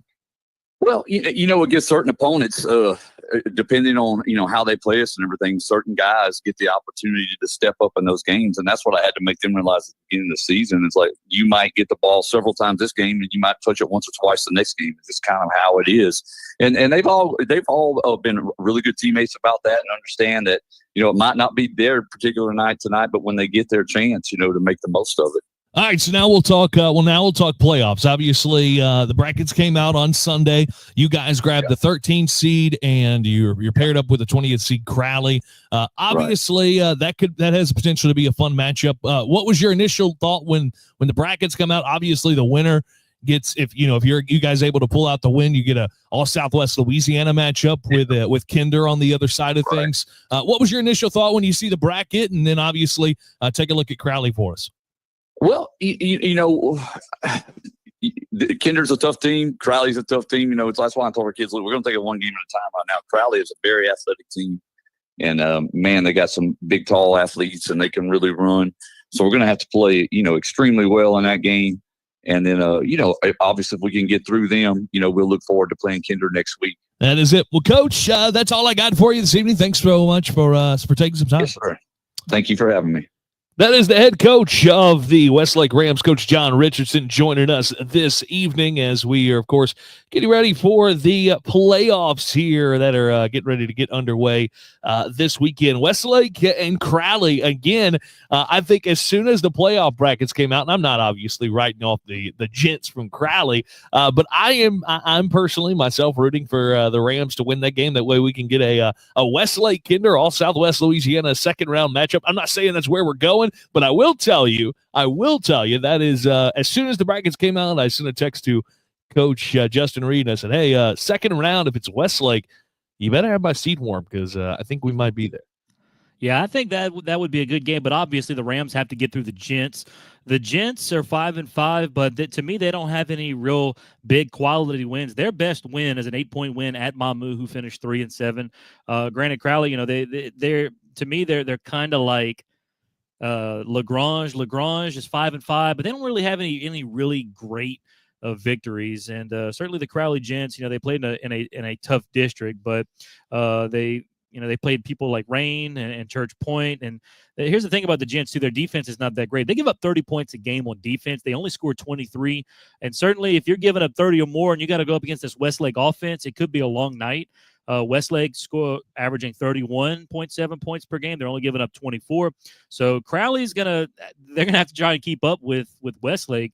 And I'm not sure if they just have the firepower to keep up with Westlake. Westlake, of course, we always talk about the athletes. And you have Kevin Rito, Brody Anderson, who has a great arm. We saw him against South Beauregard the other day. Apparently, he can run the football. He looked like Michael Vick out there. He had like 150-something yards rushing. That was by far the football side of Michael Vick. Yeah, certainly. And but nonetheless, he showed his athleticism and really impressed me running the ball that night. I mean, he throws it real well. It's his second year. He's still a young guy, but he played as a freshman. He's a sophomore now. And Westlake, I think they handle Crowley fairly easily. But then you get if you win that game, you look ahead to Kinder. That I think that's going to be a fun game, man. And think about it. They're in the same bracket, but Westlake's a 3A school, played in that 3A tough district. Kinder played in that 2A district that wasn't as challenging for them as it was from top to bottom for the Westlake Rams. So I'm wondering if the fact that Westlake, they're a class above, they played in the tougher district, does that give them a little bit of an advantage? Again, we saw obviously what Kinder did against another 3A team in South Beauregard. They lost that game 48-26. So look, Obviously, that was the game that kind of flipped the switch for the Kinder Yellow Jackets, but I think Kinder, or Westlake's going to go into Kinder, and boy, that's going to be a tough matchup. I know Kinder is primed and ready for that playoff run, but that's going to be a big hurdle, I think, to jump for Kinder if they can get Westlake in that second round.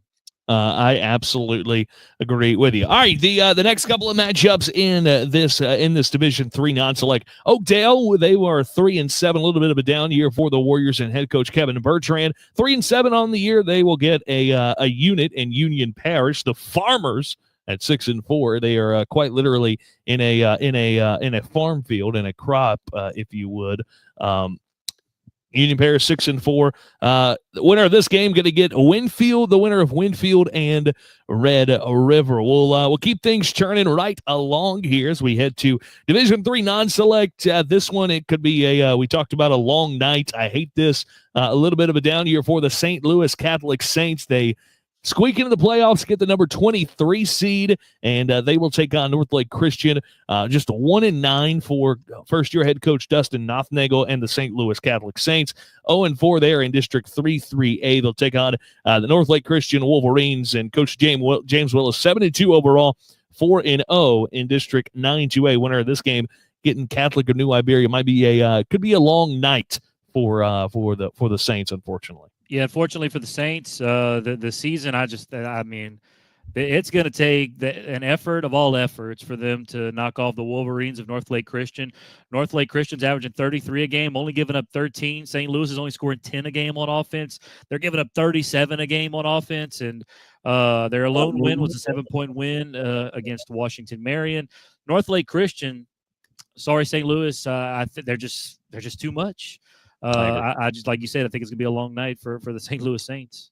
A lot of seniors that left the squad, and it's a lot of youngsters right now for Coach Dustin Nothnagel. They will get things in the right direction here in a little bit. I'm starting to see a little bit more of the Quincy Tigers in the chat, so I know all you folks are getting a little antsy. You want to hear from Coach Tate Woodard?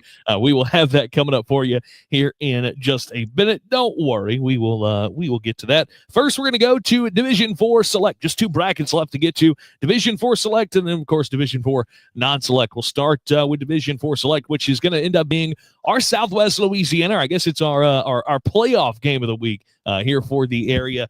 Hamilton Christian, a team we haven't been able to see in our 2 years. I've been friends with Coach Dexter Washington for a while. I love the character that is Dexter Washington. You'll get to hear a little bit of it. Look, this guy does everything. He's the football coach.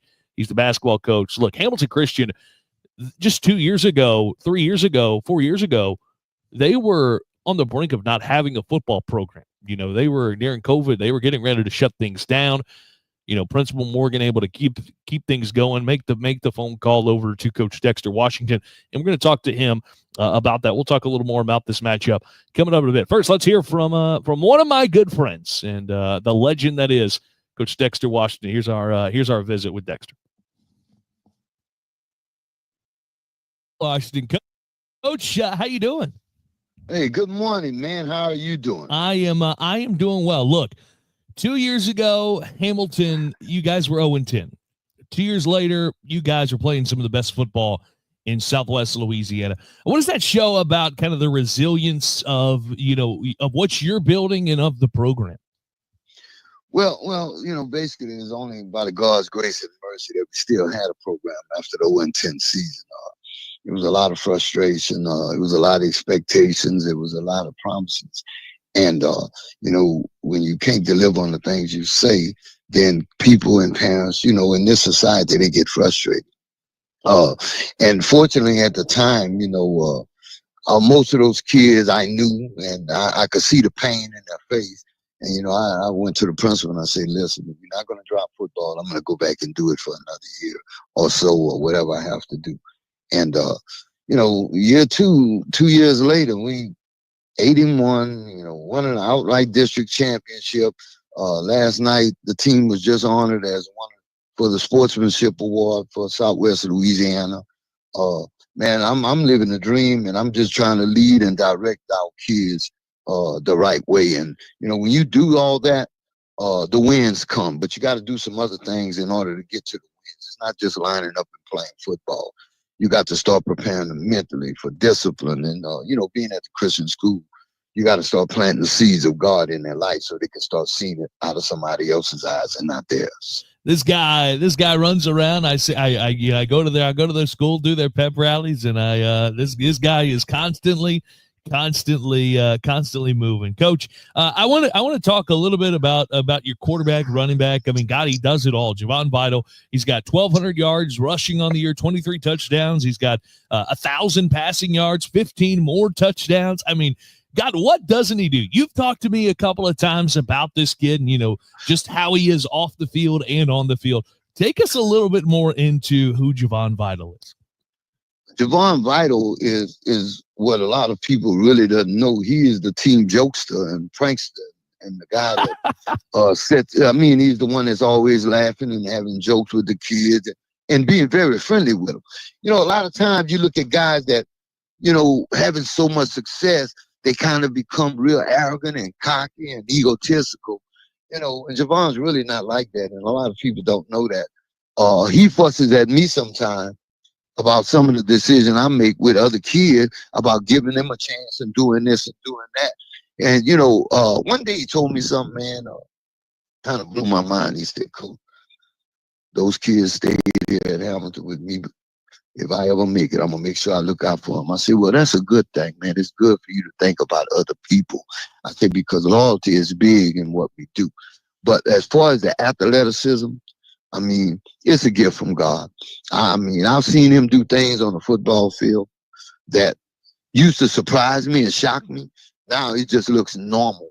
Some of the plays he's made this year. He's the team leader, and you never would know it by his words. He's the team leader and based on his action, but the kids give him a lot of respect, and more so, he respects his teammates more than anybody believes. And, I always groom them to know you're never going to do anything by yourself, man. And Javon entered Hamilton in 6th grade. He's been under my wing ever since. And, a great kid, come from a great family. His mother's real, real supportive. And little story, it kind of reminds me of old Debbie Henderson of Appaloosa. Very similar situation. And, his mama is probably his biggest critic. And she never involves herself with the athleticism or with the coaching or none of that. And what it does is allow us to keep Javon walking on a straight line. He has no way out. I'm hard on him. His mama hard on him. Only thing he can do is throw his hands up in the air, and he just got to do the right thing. And none of this has nothing to do with coaching his talent. It's all about keeping a kid like that on walking a straight line. That's it, Coach. All right, finally, before I get you out of here, obviously the playoff brackets come out. There's a lot of confusion on whether or not they would actually come out Sunday or not. We finally get the playoff brackets. You guys grab the 10 seed, taking on St. John. Talk to us a little bit about St. John and obviously your reaction when you see the bracket. Well, when I saw the bracket, I was kind of wishing not, because you played them already. So now you got to do extra coaching because it's a different generation. People think that the team you beat is going to let you beat them every time.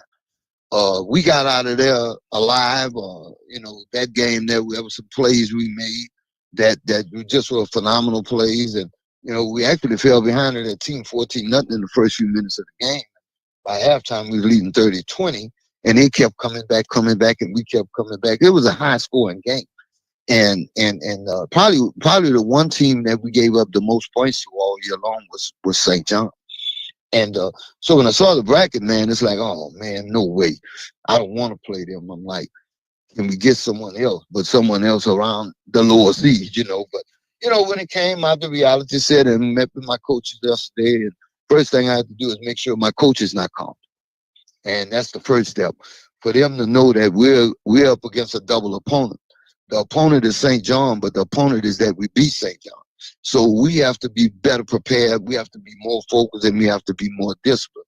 And we can't sit back and just think St. John coming here to lay flat, because we beat them over there last time. So they got revenge on their mind. So today's practice is more, I'm going to be the worst coach in the country today at practice. We're going to be the worst team. We haven't done anything right today. And St. John is coming to hammer us. And I have to reinvent their mindset. because it's lose, you go home. There's no tomorrow. So what they do well. They're a buck sweep team. They just like Basel. They just like Oberlin. And, we've been playing those teams that they throughout the season. And I think now we're a better defensive team. So, we're gonna give our best effort, and we'll see exactly where the chips fall, man. I'm hopeful, man, because I don't recall us winning a first round playoff game in my tenure at Hamilton. It may have happened, but for the school community, for the kids, and man, just for the low numbers, and just because nobody think we could do what we do, he respects his team. It's just phenomenal, man. It's just phenomenal. There it is. Always a wild walking soundbite. Coach Dex, always appreciate you, my brother. Thank you so much, man. I appreciate you calling. There it is. It's Coach Dexter Washington joining us here on the show this evening. And Coach Dexter talking about he didn't remember the last time they had won a playoff game. They actually won back in 2015. They won 13-7 over Catholic Point Capiz. So it has been it's been nearly 10 years for the Warriors. And look, I go do their pep rallies sometimes. Morgan asked me to come do their pep rallies, and we always have a good time. And they always harping on, hey, when are you going to come to a Hamilton game? And I'm like, look, when you guys play a close game, because they haven't quite literally played a close game in quite some time. You could probably look back. Their last close game might have been the St. John game, and which was 46-40 in the regular season. And as soon as I forgot about that, and then Coach and I got to talking a little bit ago, and he said, it's 46-40. It was an offensive shootout, and I was like, hold up. You might have just sold me on doing our game of the week there this week. Yeah, certainly. Talk about their defense. They're giving up 18.8 points per game, but they've only given up 40 points or more one time this year, and that was to St. John. They gave up 32 to DeQuincy, but every other game they've given up 22 or less. So certainly that's something about that St. John's offense just gave them fits that night, and now St. John's has had the opportunity to, kind of go back and look at that game now that they're going to play them again. All right, here's what we could have done better. Here's what we shouldn't have done, whatever the case may be. They have the opportunity to make the adjustments, as does Hamilton Christian. But we always talk about, it's tough to beat a team twice. And with the exception of the Vinton Lions, who lost by 5 points, St. John is the only other team that's really, outside of the DeQuincy loss, has played them close. So St. John's, like I said, on paper, this looks like a complete mismatch. St. John's is scoring 28 a game. They're giving up 32. And Hamilton Christian, they're scoring 38, giving up 18, a 20-point difference there. On paper, it looks like it should be a blowout, but obviously we have the previous meeting. And, like I said, something about that offense for St. John's gave them fits last time. So who's not to say they couldn't do it again? Obviously, you could throw the records out of this game. I think Hamilton Christian, they have to come to play, and Javon Vital's been playing well as of late. As a matter of fact, he hasn't thrown an interception since week number 4. He is protecting the ball. He's running the ball. He's doing everything. Like you said, he's kind of there. He does everything for that offense. So basically a Swiss Army knife takes a meal. No, he is certainly a tremendous athlete. That's what I'm looking forward to. Again, you mentioned it, kind of one that, when you look at it on paper, it shouldn't be a good game, but I think we might be onto something. Patrick and I will have all the action. Patrick, myself, and the legend Bruce Merchant going to be joining us. It sounds like once again we had a ton of fun last Friday night in Vinton. We talk about Vinton. Well, why don't we transition over to the Vinton Lions, Division 4 non-select? The Vinton Lions, they were on the brink of a home playoff game. They lose the district championship. First time playing for a district championship since 2006. They play their district rival. It does not go in their favor.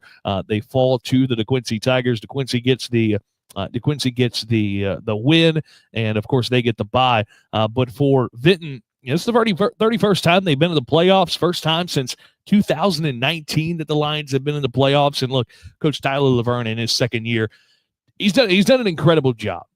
There's no way other to put it. They were in kind of some deep, dark years for the Vinton Lions ever since my guy Drew Heinen. I got to cover a couple of Drew's games when he was at Vinton, good friend of mine. And ever since Drew, it's kind of been on a little bit of a downtick. A couple of times felt like the program, might eventually go. and Coach Tyler Laverne comes in, gets the numbers back up, and that's where it starts. And they've done a tremendous job. They do not get the home game. They wanted the home game. They're going to travel to take on the Montgomery Tigers, who are 6-4. That has a ton of game. You and I talked about doing it. That was a game that has the potential to be a ton of fun. Yeah, obviously the 16-17 matchup doesn't get any closer than that, but Montgomery is a really good team. They got a pretty good offense, 31 points per game. They got their best win is at a 5-5 St. Mary's team, 20-14, close victory there. So they haven't really beaten anybody crazy, and neither has Vinton. Their best win is 42-34 versus Delcom, and also they beat Pickering 43-14. But they have played some good teams close as well. They played Westminster of Lafayette, Christian of Lafayette, who's a 7-3 team, lost by 6. Hamilton Christian, team we just talked about, they only lost by 5, 13-8 in a defensive struggle. So I think the Vinton Lions defense is going to be key in this game for the Montgomery. I think if their defense plays very well, and offensively, they are like a run first team, hands down. They run the ball 95% of the time on a bad night. And certainly last week when we watched them, I found that they were putting themselves in a lot of 3rd and longs and 4th and long situations when they were trying to get out of their comfort zone on early downs last week. And I think that ultimately that may have cost them the game. I think they just need to stick to their bread and butter. They got Jaden Briggs. They had a great running back who had a great game last week. I think just feed him the ball and keep their offense off the field. And then when their offense is off the field, or certainly gives your defense time to rest up, because you're going to need a fresh defense, because I think you're going to have to rely on that defense to slow down Montgomery if you want to come out of there with a victory.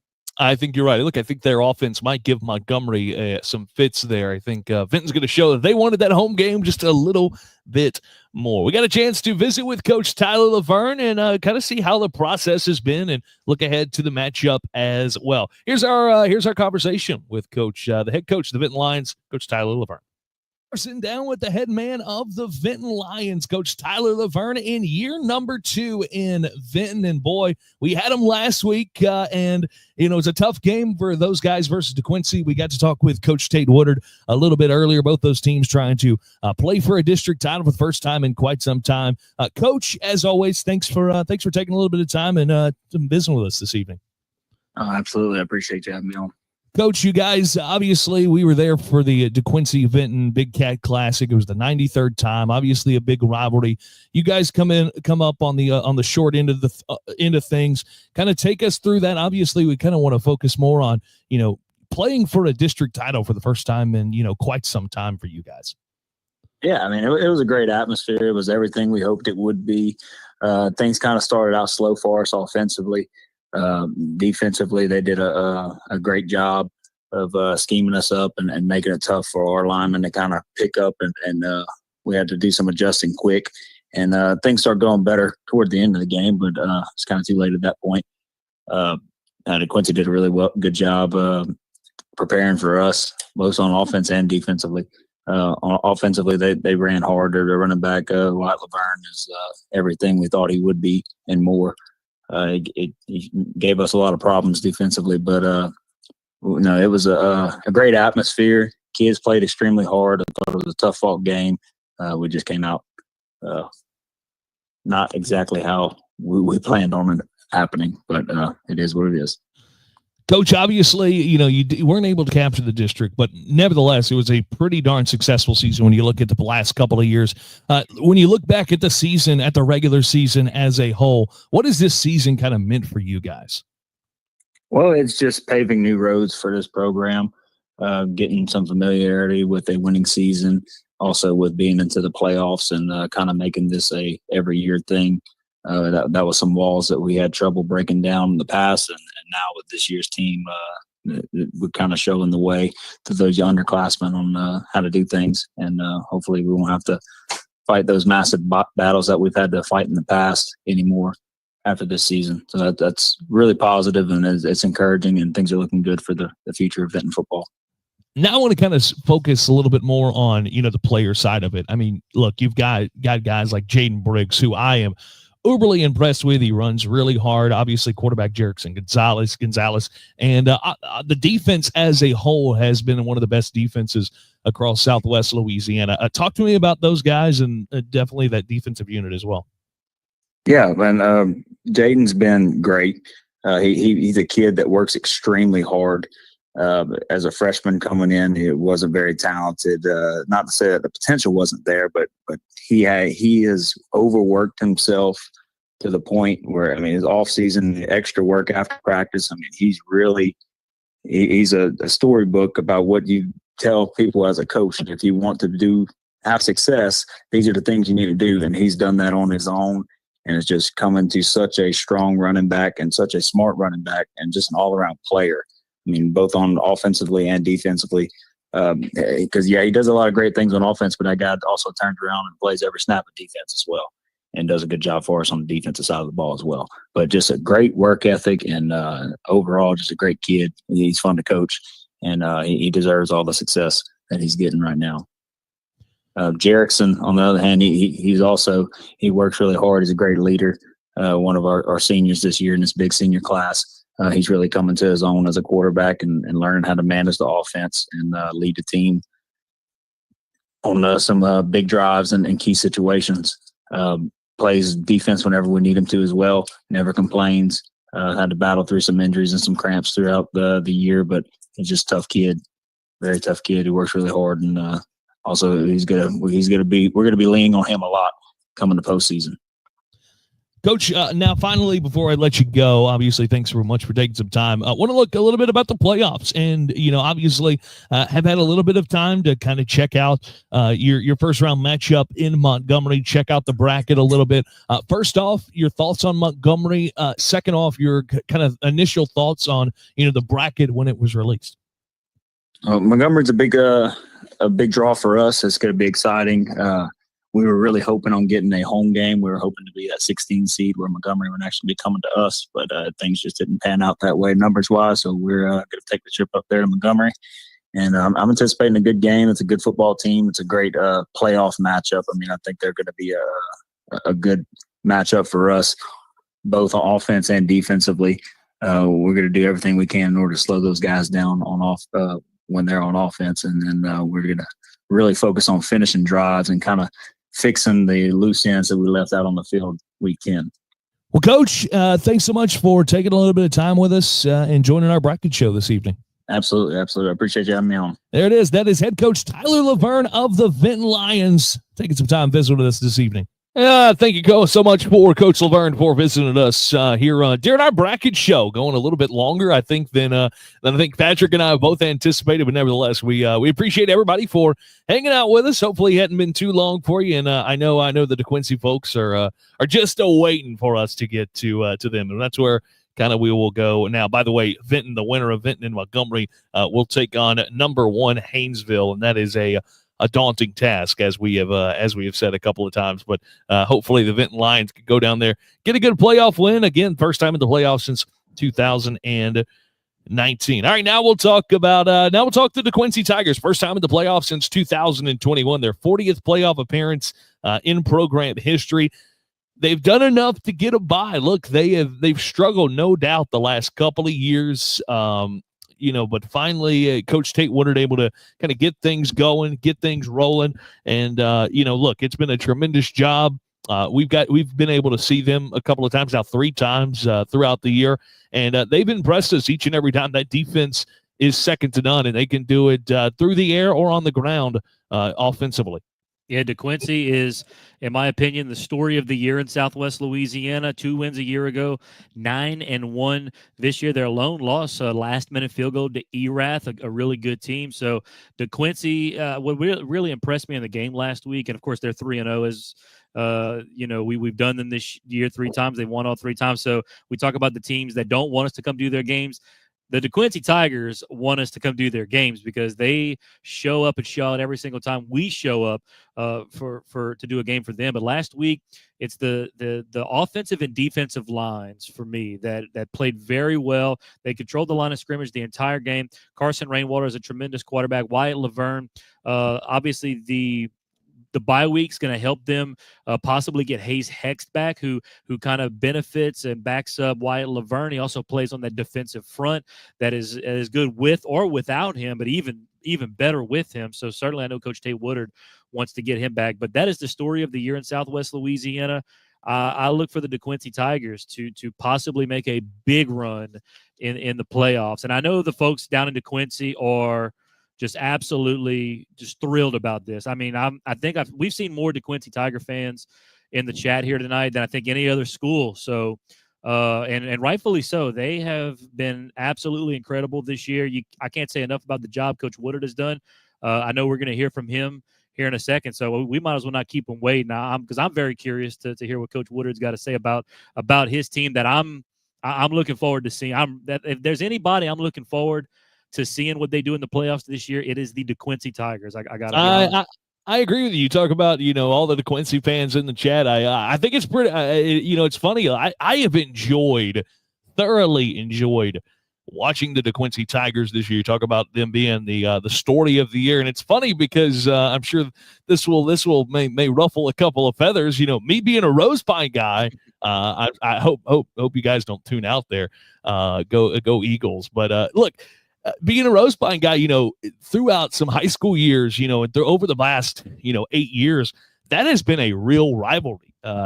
Things have gotten pretty interesting in that rivalry, and I've had an absolute blast, talking, watching the DeQuincy Tigers, kind of watching this kind of turnaround that we've seen from Coach Tate Woodard and the game. So, as a Rose Pine guy, it's been a ton of fun to watch the Tigers kind of turn things around. All right, let's you mentioned it. Let's not keep the people waiting. We can now go visit with the head man of the DeQuincy Tigers.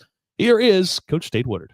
It's time for round one. A team that's not going to be playing in round one of the playoffs. We're talking with head coach of the DeQuincy Tigers, Coach Tate Woodard. Coach Tate, how you doing? Thanks for taking some time with us. Doing good. Coach, you guys obviously win district for the first time since the year 2000. Take us back to Friday night. An interesting football game, to say the least. Talk to us about, obviously beating Vinton district rival and winning district. Yeah, first of all, man, I want to give a lot of credit to Coach Laverne and his staff. What a great game plan those guys had coming in. They did some things that kind of we hadn't seen this year on offensively, and it took us a little while to figure some things out. But man, they did a good job. It was a really, really good game between two longtime rivals, and me and Coach talked about it before the game, that we were happy that the game meant something this year. It's been a long time since this game has meant something outside of just being DeQuincy versus Vinton, So I wanted to give those guys credit. But yeah, man, what a good game. We were very uncharacteristically turning the ball over for us, on offense. We have not fumbled all year until the other night. We laid it on the ground 3 times. So that in itself was uncharacteristic of us, but we overcome those few mistakes, and our defense made some stops when they needed to inside the red zone, and held Vinton out, and we got it going on offense. A few drives that we did, the game away late with the run game. You guys are 9-1 on the year. You finished the season 9-1. You're going to get the number 3 seed in the playoffs. We'll talk a little more about the playoffs in a bit. First, talk to us kind of about what this season, obviously coming off the last couple of years, what this season has meant for you guys. Oh man, it's been great. This group of seniors that we have. First of all, they're a great group to have. I know that's kind of cliche with every team that's successful from a record standpoint has been, have a good group of seniors, but these guys are pretty, when they were sophomores, man, that was a rough year. We got running clocked, I think 6 times that year. And then last year, my first year, changing offenses, breaking in a whole new offensive line, breaking in a new quarterback. We had a lot of bumps, man. And I've said this all year, that the previous year we were so close to beating some really good teams, and we couldn't get over that hump, man. We turned the ball over a lot. We never could get any continuity on offense. Our defense always played well, and they kept us in a lot of games. But from an offensive standpoint, we didn't have the experience. We didn't have the firepower. And then this year, those same guys, man, they've just completely flipped the script. I talked about the turnovers in the Vinton game. We just don't turn the ball over. We have 6 total on the year now. So it's the same kids. I know they're a year older, but it's the same kids, and they have completely flipped the script on the way we played, we practice, and just the way we prepare. And this season, because of the success that those guys are getting to have, because I got to see as a coach what they went through, and they're all competitors, that sophomore year and then last year, not winning, man, that weighs on you when you're a competitor, so getting this 9-1 record for those guys was really rewarding, because I get, the kids get, it's fun for me, obviously, fun for our coaches, obviously, we're coaches. We have next year, we got the year after that. Those kids, they only have 4, and to get to see them, enjoy this is just meant the world to me. So obviously you tell the kids, play for the name on the back, whatever. But, in reality, playing for DeQuincy, you've talked a couple of times, through media outlets about what the community has meant. Kind of bring us into that after, the last couple of years been kind of down. And now this year, I heard you say at one point, you've got people that you haven't talked to in years, reaching out saying they're coming to a football game. What's the community been like? Man, it's been great, and it's no secret. I'm from here, growing up here, playing here and whatnot. But like DeQuincy's it's a tough crowd, man. When you're not doing well, they let you know it. When you're not doing good, you're not performing up to the standard that they think that we should have. They let you know it. But when you're winning, man, they come out of the woodworks. And it was the Bend game. I don't know the numbers, but just from an eyeball test, we had a way bigger crowd than they did, and like I said, the guys who played here before, they want to come back to the game. They want to support, and we have one of the best support systems around. I would put our booster club president and our booster club, the people behind the scenes, up against just about anybody. If we want it, we're going to get it. Those people they love their kids. They love their school. They love their community. We have a very tight-knit community. It's the whole small town stuff where, everybody kind of knows everybody, and they really throw their support behind our sports, so we've got a plan here at DeQuincy, and it's an all sport plan.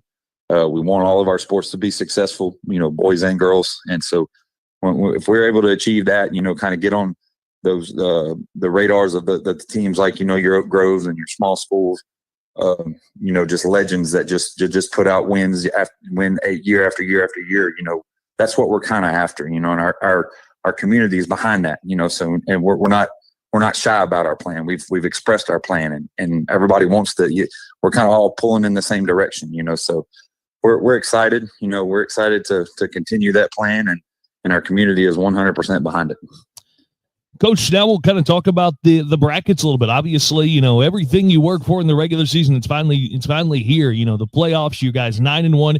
You capture the number 3 seed in the playoffs. I didn't think we'd get here yet. Obviously with everything going on with the LHSAA, they say that, it might be delayed. Well, we get the brackets here on time, on schedule. You guys are the number 3 seeds. You will get a bye, which I'm sure you're thankful for. You're going to get a couple of guys healthy. But, when you look at the bracket, and obviously I know you guys, it's 1 week at a time, but when you look at it, you guys are obviously going to get the winner of Franklin and White Castle, but, potential matchups with Logan Sport at home and so on. Kind of when the bracket came out, what was kind of going through your mind, and how do you view this bracket, where you guys sit? Yeah, man, first off, I'm really glad that whatever is going on, statewide got resolved in a timely manner, and they were, to get the brackets out, because, there's people that go to the Dome every year that have nothing to do with the schools over there. They just go to watch good football, so that would screw up a lot of plans if this kind of drug on. But as far as our draw, it's, you could say you're week to week and all that good stuff, and that's great. But any human being with eyes looks down the road, and we're in uncharted territory, man. Ever since the power ratings have started, DeQuincy has been no higher than an 11 seed, so we're in that top 4. We're getting that bye, something that we've never done before.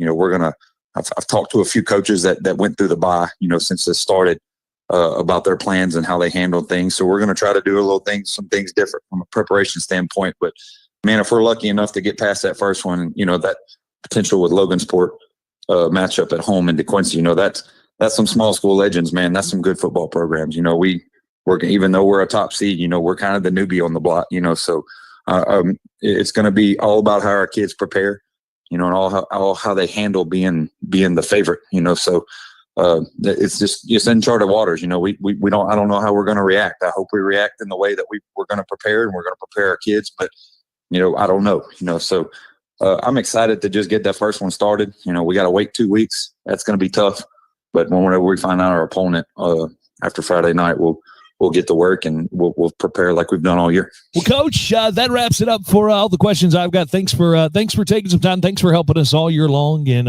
hope you guys maybe we get to see you guys later on in the playoffs. Hey, man, I appreciate it. And once again, thank you for all you guys do for high school football in Louisiana. It makes it awesome. There it is, Coach. Thanks so much for taking some time and visiting with us this evening.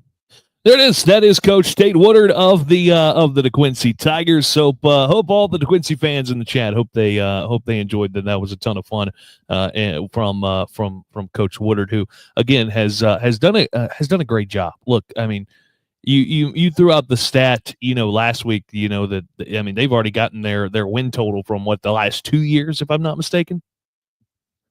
I guess I could unmute Patrick. There we go. Yeah, there we go. So yeah, they've won 9 games this season, and they've won 9 games the previous 3 seasons combined. So it just once again goes to show you the tremendous job Coach Woodard has done. I know the town of DeQuincy is just absolutely over the moon about how good this team's playing.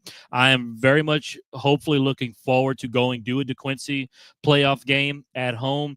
We look ahead on the bracket. They're going to take on the winner of White Castle and Franklin. Now that neither one of these teams are teams to overlook, because both of those teams are actually playing really good ball.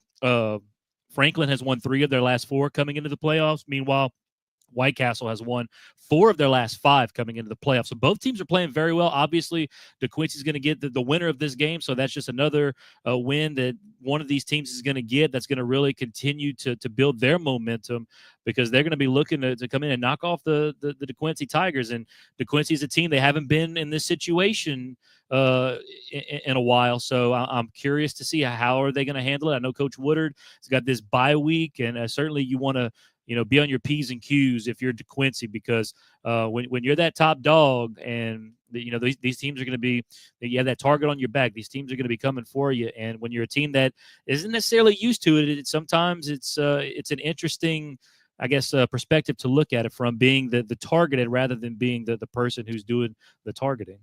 I agree. Speaking of interesting perspective, I mentioned earlier, I'm obviously a Rose Pine guy. That was one of our rivals for a couple of years. Things got pretty nasty and weird there for a little bit. But what's even funnier now is, I guess I shouldn't say where I live, but I actually live in DeQuincy, which is funny. So the other night, this is a funny story. The other night I left the football game. Obviously we broadcast is Benton and DeQuincy. And I just so happened I ended up visiting with our buddy Justin Margolis from KPLC for a little bit, and it just so happened that I ended up behind the bus on the way home, and I think I ended up sending you a picture. The cop in front of me did not turn his lights off, so I was the first car behind the bus and the cop, and the trail cop did not turn off his lights, so I was blinded the entire way home. And I was like, I was texting Coach Woodard the whole way. I was like, hey, see if we can get this guy to turn his lights off, or if not, I'm going to be seeing blue and white flashing lights in my sleep, which I think I did that. I think I'm still seeing that. I can guarantee you, though, that was a fun bus ride back to DeQuincy. If that was, assuming that was a football team, that was a fun bus ride back to DeQuincy. As the kiddos would say, I'm sure it was pretty turnt up on that bus. Lit. They do say lit. Yeah, there we go. That's lit. Yeah, I'm sure it was. It was also a nice gesture. Coach Woodard had texted me. I was going to try and go off on one of the side roads and get around, and just so happened they were also getting off, and Coach Woodard texted me and said, well, I thought we were going to get out of your way, but the crowd, the community wants us to roll through town, and that way they can flash their lights, honk their horns, and show the boys a little sport, which I thought was a ton of fun as well. Yeah, I'm absolutely looking forward. I'm kind of looking ahead a little bit. Obviously, if you're DeQuincy, you don't want to overlook White Castle or Franklin, but let's say we get that DeQuincy Logansport quarterfinal matchup in DeQuincy. My God, that is going to be that's going to be an atmosphere I'm really looking forward to seeing. I mean, because it seems like I said, I see the DeQuincy fans in the chat. I mean, they have showed up and showed out here for our show. We certainly appreciate them, and I know they are looking forward to the playoff run the Tigers are hopefully about to go on. And I really and truly hope that we get to be a part of it, starting with the quarterfinals and maybe next week too. I don't know. We'll see. But certainly we talked about going to the quarterfinal game if it comes down to that. And I really hope it does, because I am really looking forward to seeing what that's going to be like.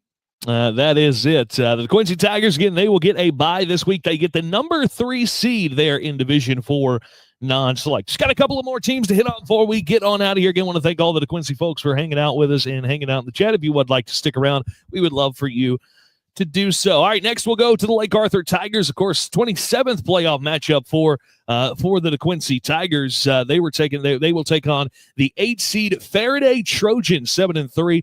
Look, Coach Tarius Davis and gang, they've played pretty well. You know, obviously we talk about the gauntlet as some guys would like to pick on us for saying the gauntlet. You know, that might be that District 6-2A, because man, that thing is tough. I mean, you got LCA, Welsh, Lafayette Renaissance, Notre Dame. I mean, there's some big guys in that in that district, and obviously Coach Davis and gang go 0-4 in that district, and I think most teams would probably go 0-4 in that district. But you know, this has the potential to be a little bit of a shocker. I think Coach Darius Davis and gang might be able to hang out. They obviously played a tough schedule. I think they might be able to hang in with Faraday for a little while. Yeah, I think the Lake Arthur Tigers are one of those teams. They're 5-5. They've been an up and down year, but they've also played a very tough schedule. And I tell you what, I mean, their worst loss, they lost to Welsh, a good team. They lost to Lafayette Christian, a good team. I mean, every team they lost to are good teams. So it's not a matter of that Lake Arthur is not that great of a team. They're just playing. It's kind of like Lake Charles College Prep. They're playing really good teams. I think they're battle tested. I think they got some great athletes. They have Jackson Davis, the quarterback. He was hurt early on in the year, but Carson Myers, Carter Guillot, a couple of guys that can run the ball pretty well for them. Also, Cameron Bonin, he's a solid quarterback for them. And then Jackson Davis has played a little quarterback the last couple of weeks as well. And Xavier Drake, they got a good – when they played DeQuincy back in week 2, we did the game. And there was a time where early on Lake Arthur was slinging it around and looking good, and obviously DeQuincy was just a little too much for them to handle. But I think the Lake Arthur Tigers are a talented team, and they're one of those teams. If you're the Faraday Trojans, granted you're 7-3, they're averaging 33 points a game. They're giving up 23, so their defense is not lights out. I think Lake Arthur will have some opportunities to score some points here, but they may have to outscore Faraday. And then obviously you look ahead in that bracket there for the Lake Arthur Tigers. We could have Lake Arthur Welsh again in that second round. Obviously Welsh, we'll talk about them here in a little bit, but they got St. Mary, and that could be an interesting second round matchup. It would be a rematch that Welsh won 31-10. But we talk about playing teams twice and how hard it is to beat those teams twice. You never know. But Lake Arthur could be a team. Faraday could be on upset alert, but Faraday is a good team. Lake Arthur is going to have to play to their potential. I think their potential is very high. And they're going to have to, use the fact that they're battle tested and play well if they want to come out of there with a victory and maybe get that rematch with the Greyhounds. I absolutely agree. Could be a ton of fun. Could get that rematch with the Welsh Greyhounds, who they would potentially be playing. Now we'll talk a little bit about the Greyhounds. 5-5 again. They've battled some big time adversity. We obviously losing quarterback Jonathan Begno, who I'm not going to mince words. I came into the season, I was probably the highest out of any team in the in our area about the Welsh Greyhounds. Look, they were a play away from being in the semifinals a year ago, and they've battled a lot of injuries, and they've battled a lot of adversity, and they finished 5-5, 1-3 overall in district. They host a first round playoff game as they take on the West St. Mary Wolfpack and Coach Kendall Mouton. We got to talk with Coach Ronnie Corville about the upcoming matchup, and here's what Coach Corville had to say. Bracket Show. It's time to visit with head coach of the Welsh Greyhounds, Coach Ronnie Corville. Coach, thanks for taking some time and visiting with us this evening. Yes, sir. No problem. Coach, you guys have had to deal with injuries and such throughout the year, a lot of adversity, but you've kept on winning. Kind of what's been the message, throughout an adversity-filled year? Yeah, so that's one of the things we talked about going into the season is dealing with adversity. Every year you're going to face some type of adversity. You never know what it's going to be, but that's something we talk about before the season even gets rolling. It's kind of how you deal with that adversity. So I think the kids have done a good job of dealing with that and trying to keep it rolling. Most of your schedule, when you look at it, is going to make the playoffs. How does that help and or prepare you to try and make a deep run in the playoffs? Yeah, so that's another thing, we talked about during the year, and we talked to the kids about as the regular season closed out is there's nothing in this playoff bracket that, we haven't seen as far as the caliber of team or speed or, anything. So we feel like this schedule has, prepared us for anything we're going to see down the road in the playoffs. So you guys, obviously the playoff brackets came out yesterday. I know there was a little bit of confusion whether or not it would or wouldn't come out, coming up yesterday or, on Sunday, and it ends up coming out. You guys draw the 24 seed West St. Mary. You guys grab the 9 seed. First off, your initial thought when you see the bracket as a whole, and maybe, I know we like to say week to week, but as you look, potentially ahead, but also, your matchup with West St. Mary. Yeah, so just compared to last year, we're in the same spot. Last year we were the 8 instead of the 9, but same portion of the bracket. So we are going to have, obviously take care of West St. Mary first. Really athletic ball club. But, same road as last year, except we'll have to travel in the second round if, once we get past this first round. Well, there it is. Coach, thanks so much for taking some time and visiting with us this evening.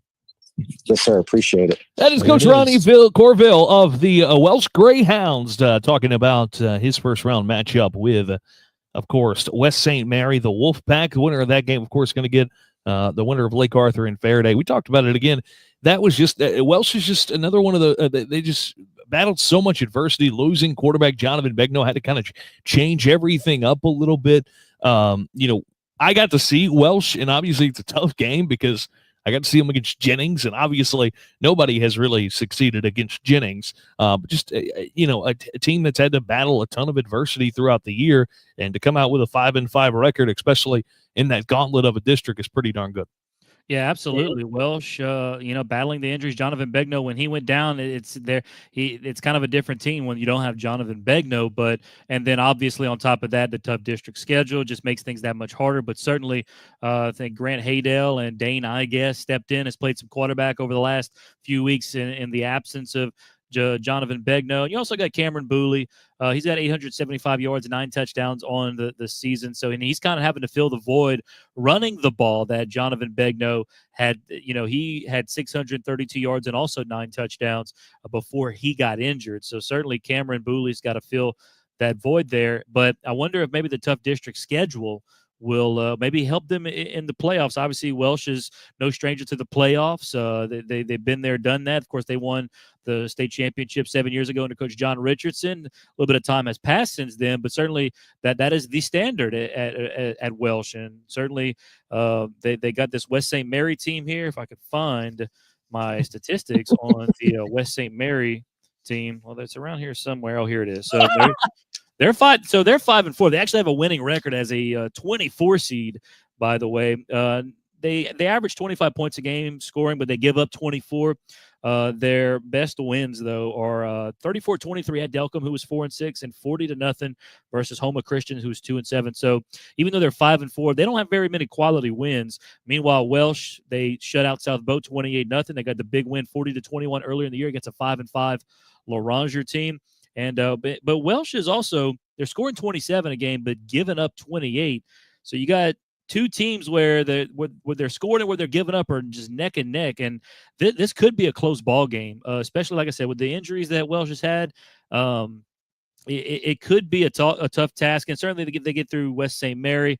It's going to be impressive if they can certainly make a run in the playoffs. But, just a banged up Welsh team down the stretch. They, that tough district, hopefully playing that tough district, I think may help them, but we'll see. I think it's going to be a tough game against West St. Mary. I think it'll be a tough one against the Wolfpack. I'm going to go on the lemons. I think the Greyhounds get the win over West St. Mary there in the playoffs, potentially setting up a rematch with their old district rival in the Lake Arthur Tigers. All right, just a couple of more teams here in Southwest Louisiana kind of run down this evening. Of course, Oberlin, they're in the playoffs for the 37th time. They just sneak into the playoffs. They get the final seed there in the Division 4 non-select bracket. They get the North Iberville Bears 8-2. They get the 5 seed. Oberlin at 3-6 on the year.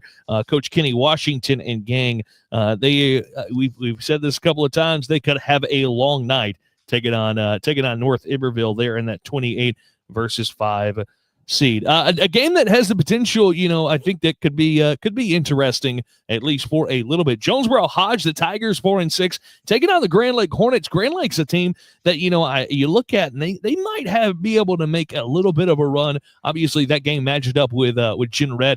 Coach Jeff Wainwright, not many do it better than Coach Jeff Wainwright, knows he is a legend in himself. I think this game, Grand Lake obviously I think gets the win, but I think Jonesboro Hodge might be able to hang around for a little bit, and again, I think Grand Lake might be a team that you could see make a little bit of a run. I think they might match up pretty interesting with Jeanneret. Yeah, certainly Jonesboro Hodge. They've shown the ability to play with good teams. They got a 1-point win versus Glenbrook, who's 5-3. But the problem with Jonesboro Hodge, and they're going to be playing a really good defense, I think, in Grand Lake. They only score 14 points a game, and they give up 32 points a game. So I think Grand Lake's playing very well. They're on a 4-game winning streak. They started 2-0. They hit a little bit of a slump there. The loss to Oakdale, I believe. Yeah, they lost to Oakdale. Had the close game at DeQuincy, and then losing to Hamilton Christian. They've won 4 in a row since then. They are playing some of their best ball right now, including a big win against Elton a couple of weeks ago. I think Grand Lake's going to be too much for Jonesboro Hodge. I think Jonesboro Hodge, if they hang with them, it won't be for long. I think you might be right there.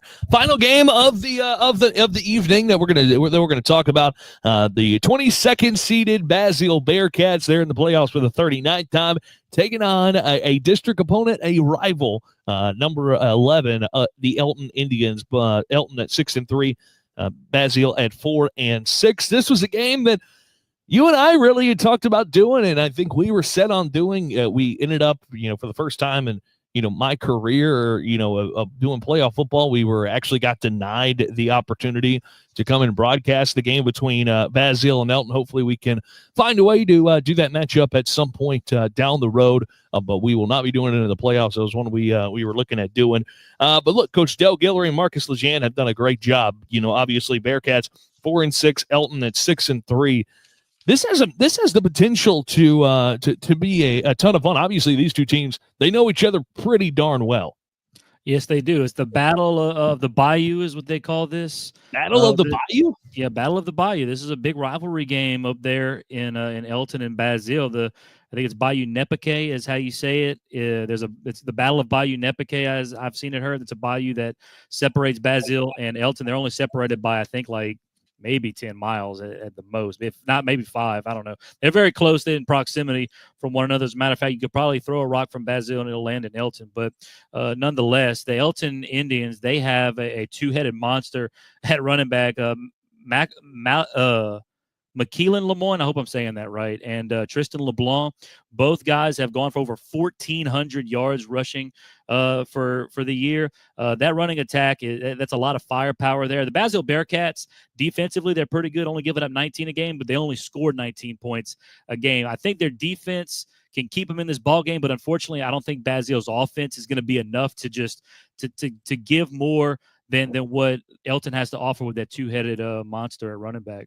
I think you might be right. Correction. Basile 5-5, Elton at 7-3. So give both of those teams one more win, as I was not giving them credit for enough. And Patricia Como, she says that, yes, Patrick, you are correct. They are 6 miles apart.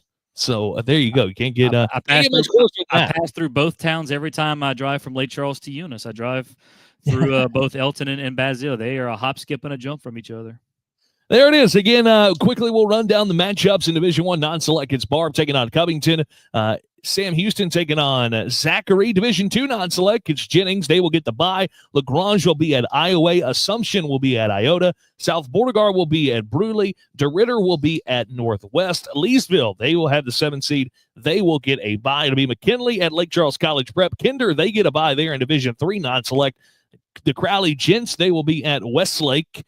Oakdale will be at Union Parish. Division III non-select, St. Louis Catholic Saints. They've got a long trip to take on the North Lake Christian Wolverines. Division IV non-select, a game you can hear on 92.9 The Lake, 929thelake.com. Download that 92.9 The Lake mobile app. Patrick and myself will have the matchup between St. John and Hamilton. Again, Hamilton Christian, a game that was 46-40 again in the regular season. We'll see if DeQuincy defensively, as Coach Dexter Washington says, is much improved. For Division IV non-selects, DeQuincy, they will have a bye, and they will await the winner of Franklin and White Castle. Vinton, they will travel, take the long trip up north to take on Montgomery. Lake Arthur, they will take on Faraday. West St. Mary will take on Welsh. Oberlin will take on North Iberville. Jonesboro Hodge will take on Grand Lake, and Basile will be at Elton. That wraps it up for our first ever show. I thought that was good stuff, Patrick. How'd you think it went, Pat? Yeah, I think it was a lot of fun. We appreciate all the fans of all the schools, especially DeQuincy. DeQuincy fans showed up and showed out tonight, but we really appreciate everybody tuning in. It's a fun time of the year if you love high school football. Playoffs start on Friday night, well, maybe Thursday night for some folks too, but certainly it's a fun time of the year. The road to the Dome is officially started, and I tell you what, it's going to be beautiful weather, beautiful Louisiana high school football playoff weather on Friday night. So if you want to head out to a ball game, there's going to be plenty. I'm sure wherever you are, there will be a decent game within 10, 15 miles of you, I'm sure all across the state of Louisiana. And I'm looking forward to seeing how a lot of these teams fare in the upcoming playoffs.